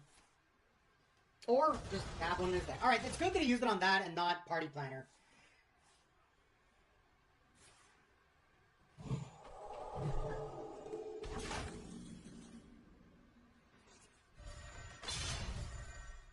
Oh, this is gonna be a gross few turns. Water cannon value, baby.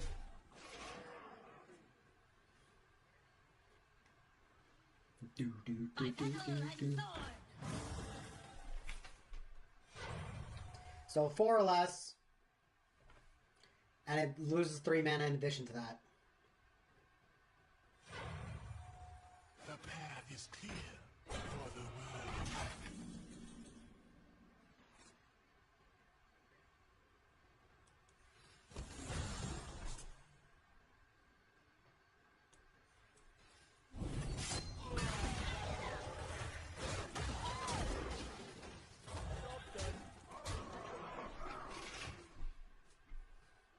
Yeah, no, I know it counts as a priest card, which is why I did that so I could do the snatch and grab too.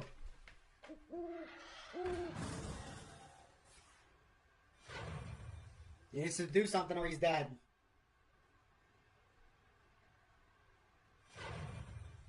Military machine. Military.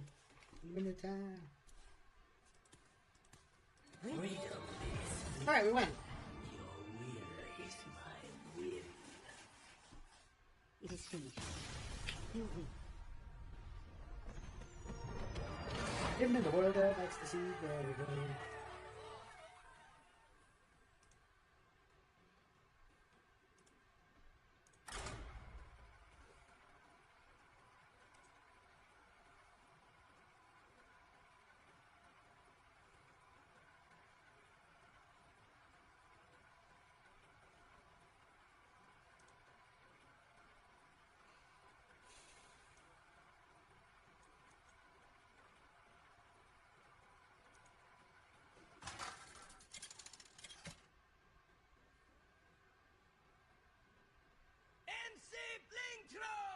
Versus Say!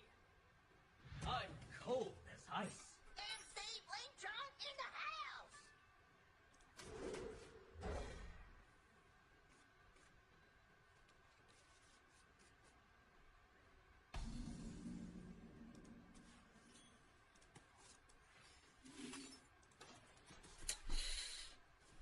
Okay, that knight seems to be my, like, As long as they don't dirty rat my fucking Vona, we win, but they just keep dirty ratting my Vona.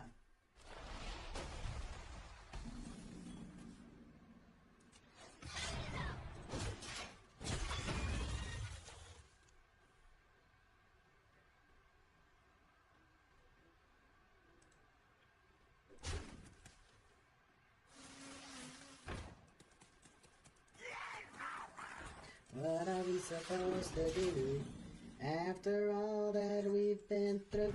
When everything that felt so right is wrong. Now that the love is gone, there is nothing left to prove. No use to deny this simple truth.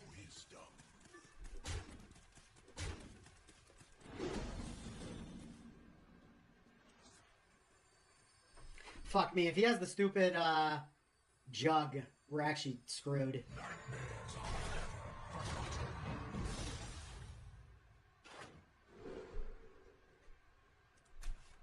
That's a really good comeback tool.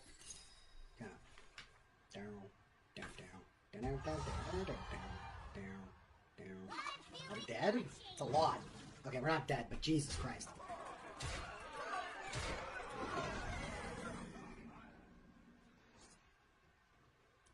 This treasure ain't fit for a pirate.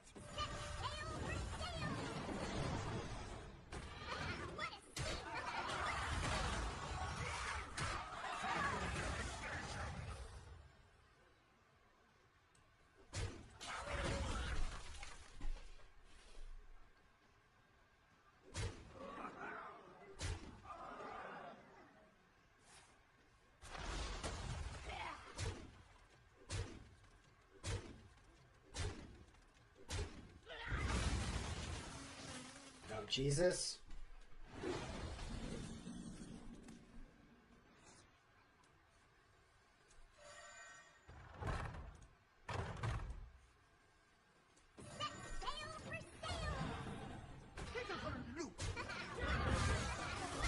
Alright, we beat the mosquitoes.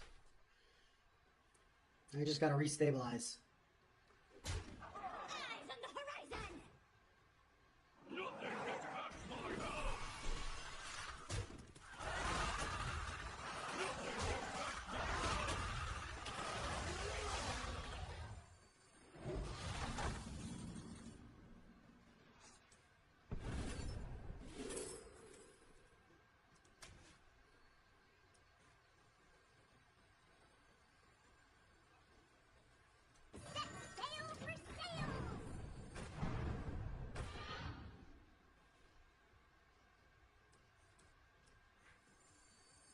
Now this is treasure.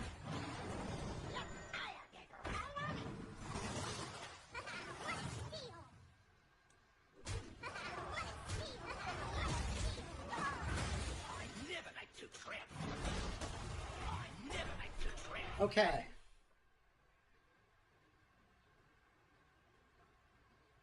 I'm off it. Holy shit! Oh, employee saving my ass.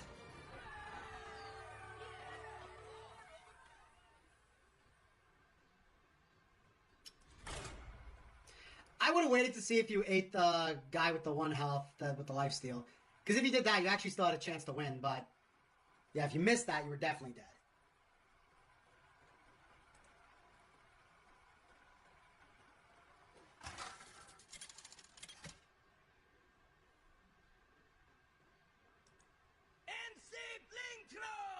Versus the Lich King!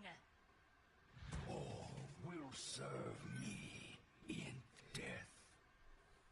MC Blinktron in the house!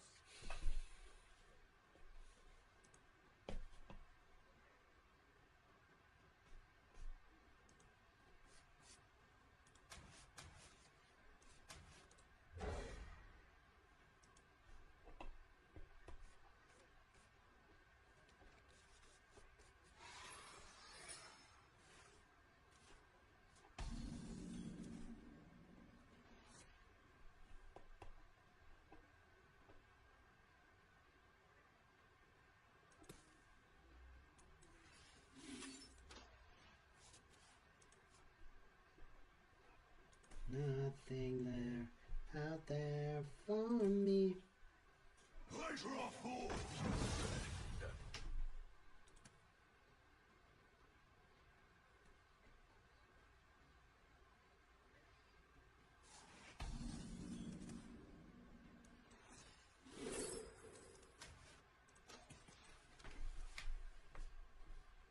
Oh shit, whatever he got was supercharged. Mysteria. That's a pretty goddamn annoying one to get.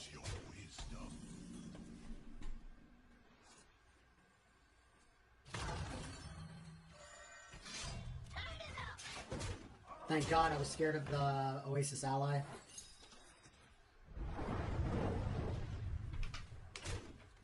Oh, still deals the damage. That's cute.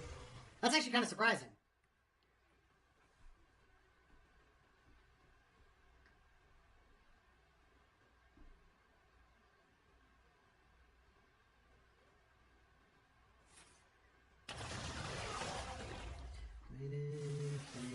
Fucking hell, I hate this guy.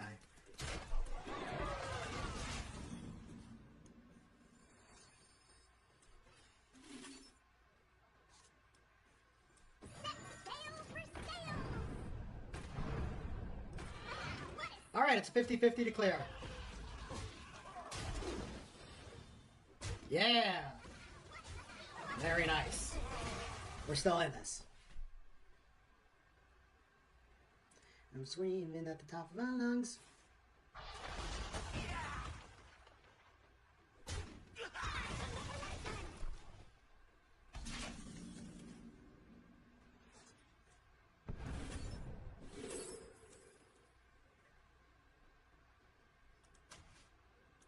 This treasure ain't fit for a pirate.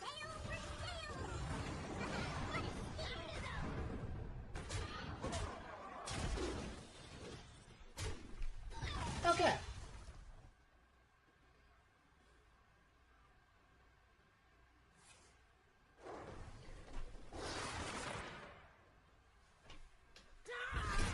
Ooh, what the fuck? Nice random ass board clear.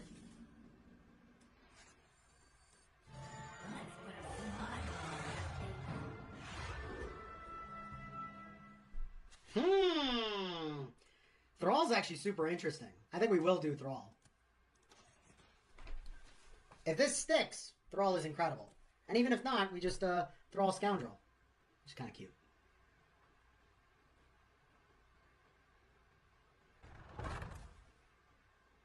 Please don't have the 2-drop. No, that's not the 2-drop technically. That's worse.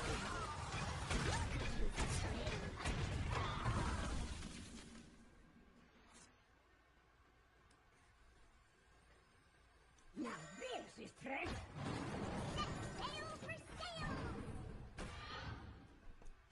What a steal!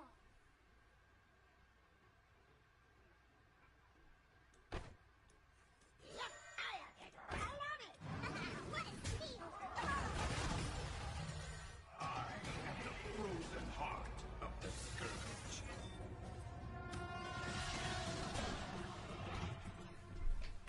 Okay. That's actually super good.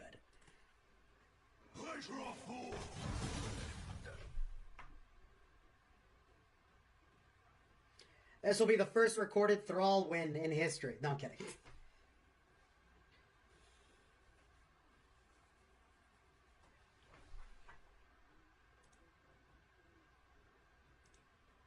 Oh, I need a vacation from my vacation. Be alone.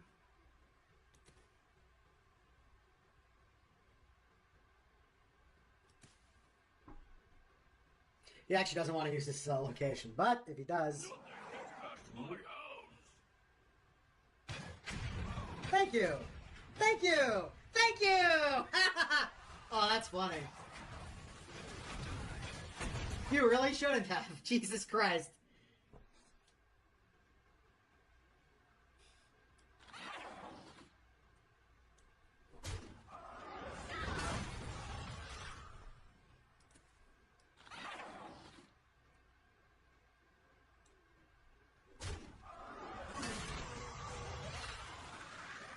Pirate's life is not for me. Oh, look at that.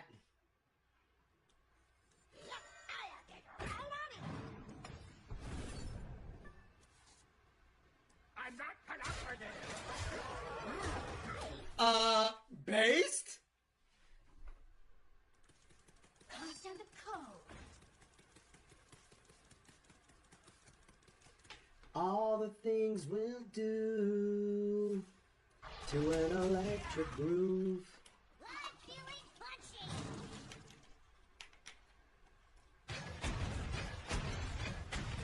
Wow. Even the best pings for me, too.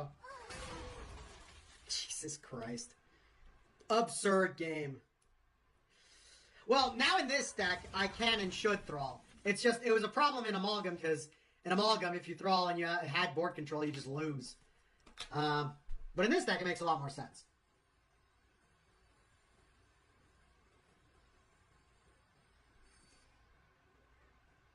I don't know if Zelda Evolve is right. I don't think it is, actually.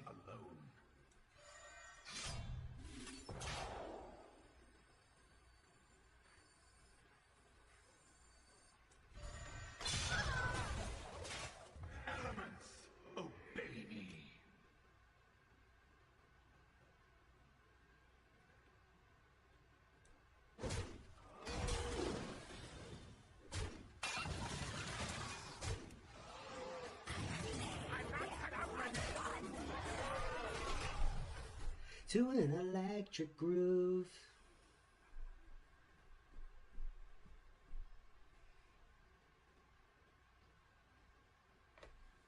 All the things we'll do.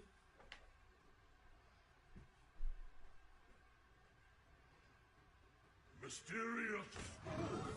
What is your wisdom?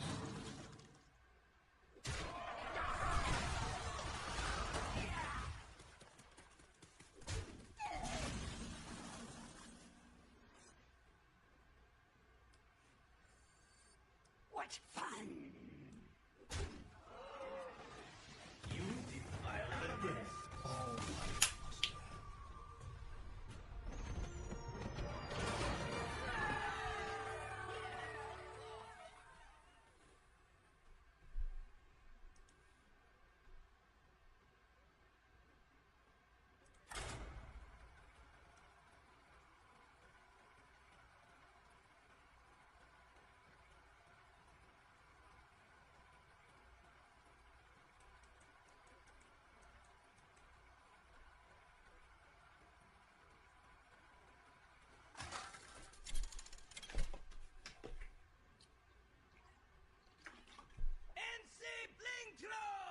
Versus Malfurion. I must protect the wild. MC Blingtron in the house!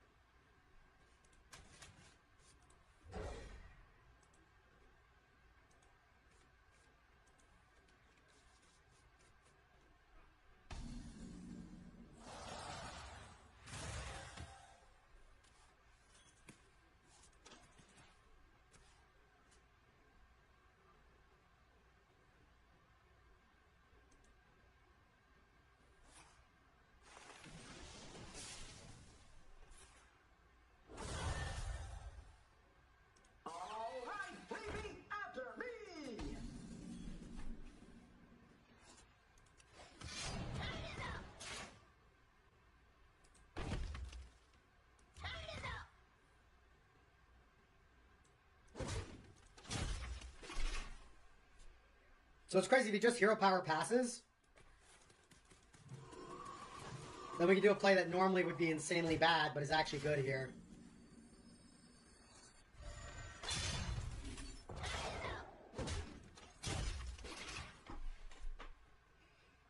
Can he activate 2 spells and hero power? It's possible. But considering you're going to use the Innervate, I don't think so. Oh my god! The fucking Barbed Thorn feels good sometimes.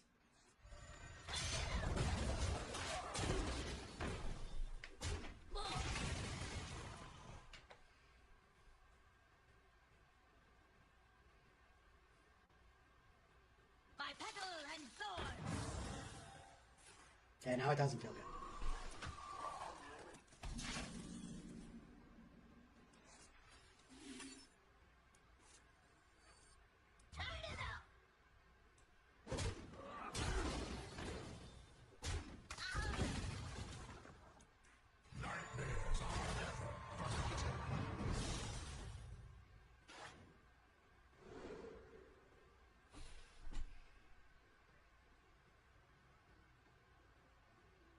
I actually like Scoundrel here because we go Scoundrel then Purchase next turn.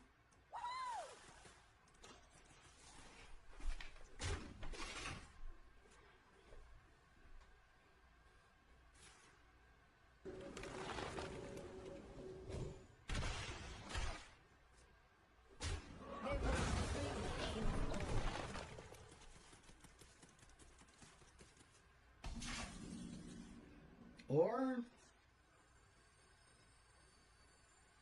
This treasure ain't fit for a pirate. Scoundrel and Weapon.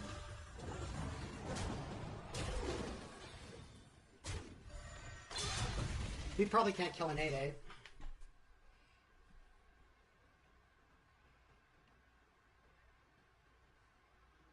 I don't really might clear an 8/8 now, but he might go face. Because I'm surprised he went clear instead of face. Interesting. Shit, did we disconnect? I think we did. Okay, restarting the client really quick. Oh man, that sucks.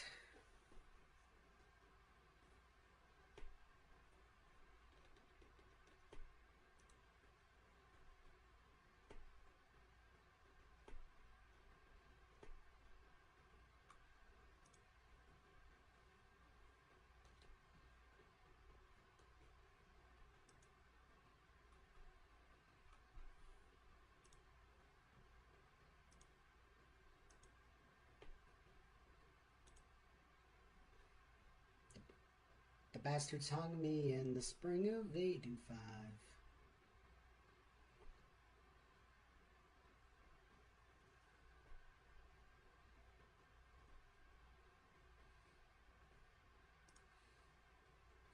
No, it's not a common glitch, but it does happen every once in a while.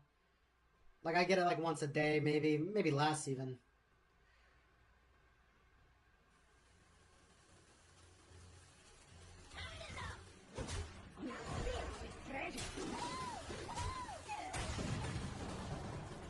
Fuck.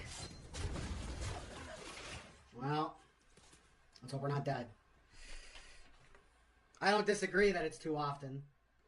It's definitely too often.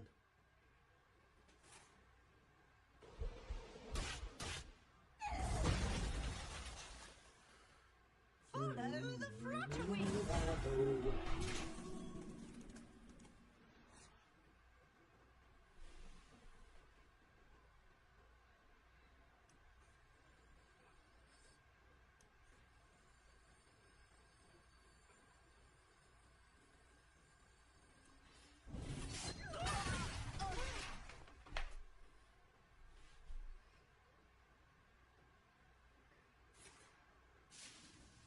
He can deal 4 to my face. The question is, can he deal 5? Oh, he can deal 5 to my face. If he's lucky.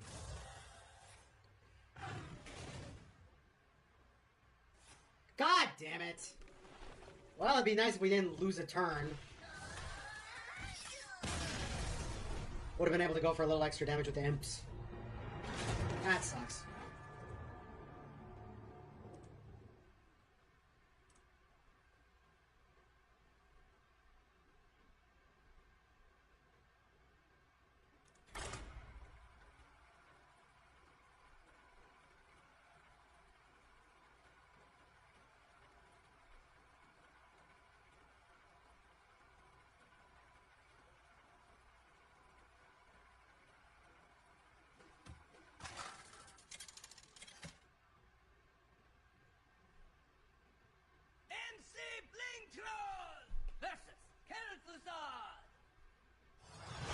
Curiosity will be the end of you.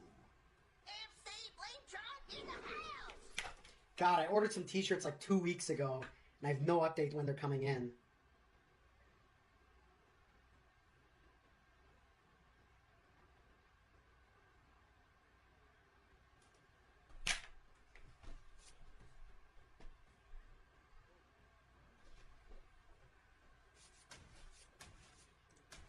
Oh, we got an update. They're still in Chicago. Sick.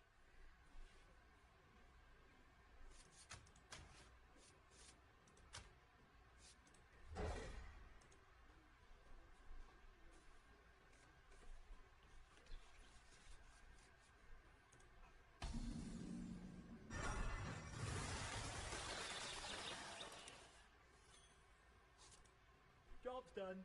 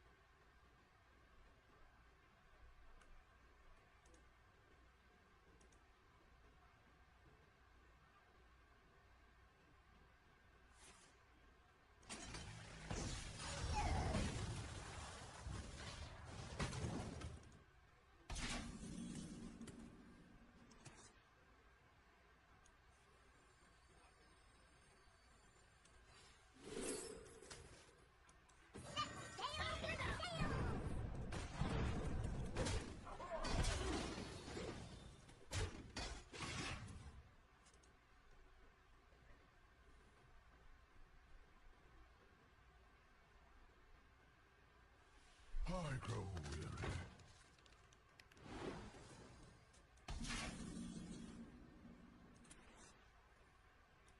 I'll get right on it.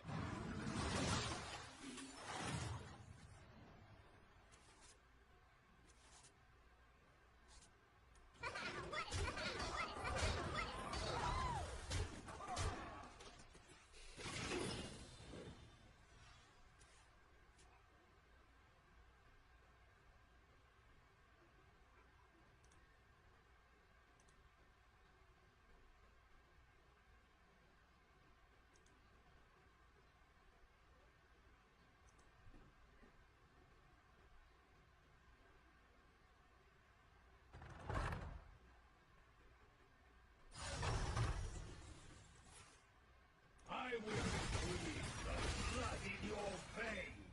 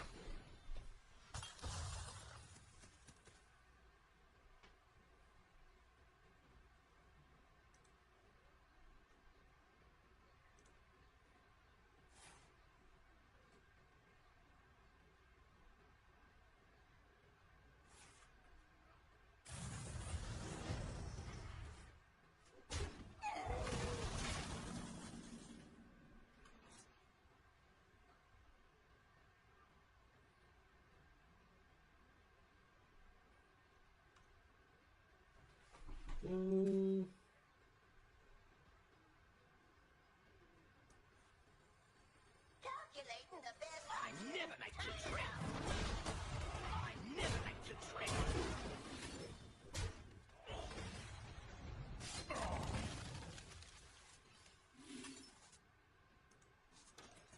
Where are my coves? Where's my anything?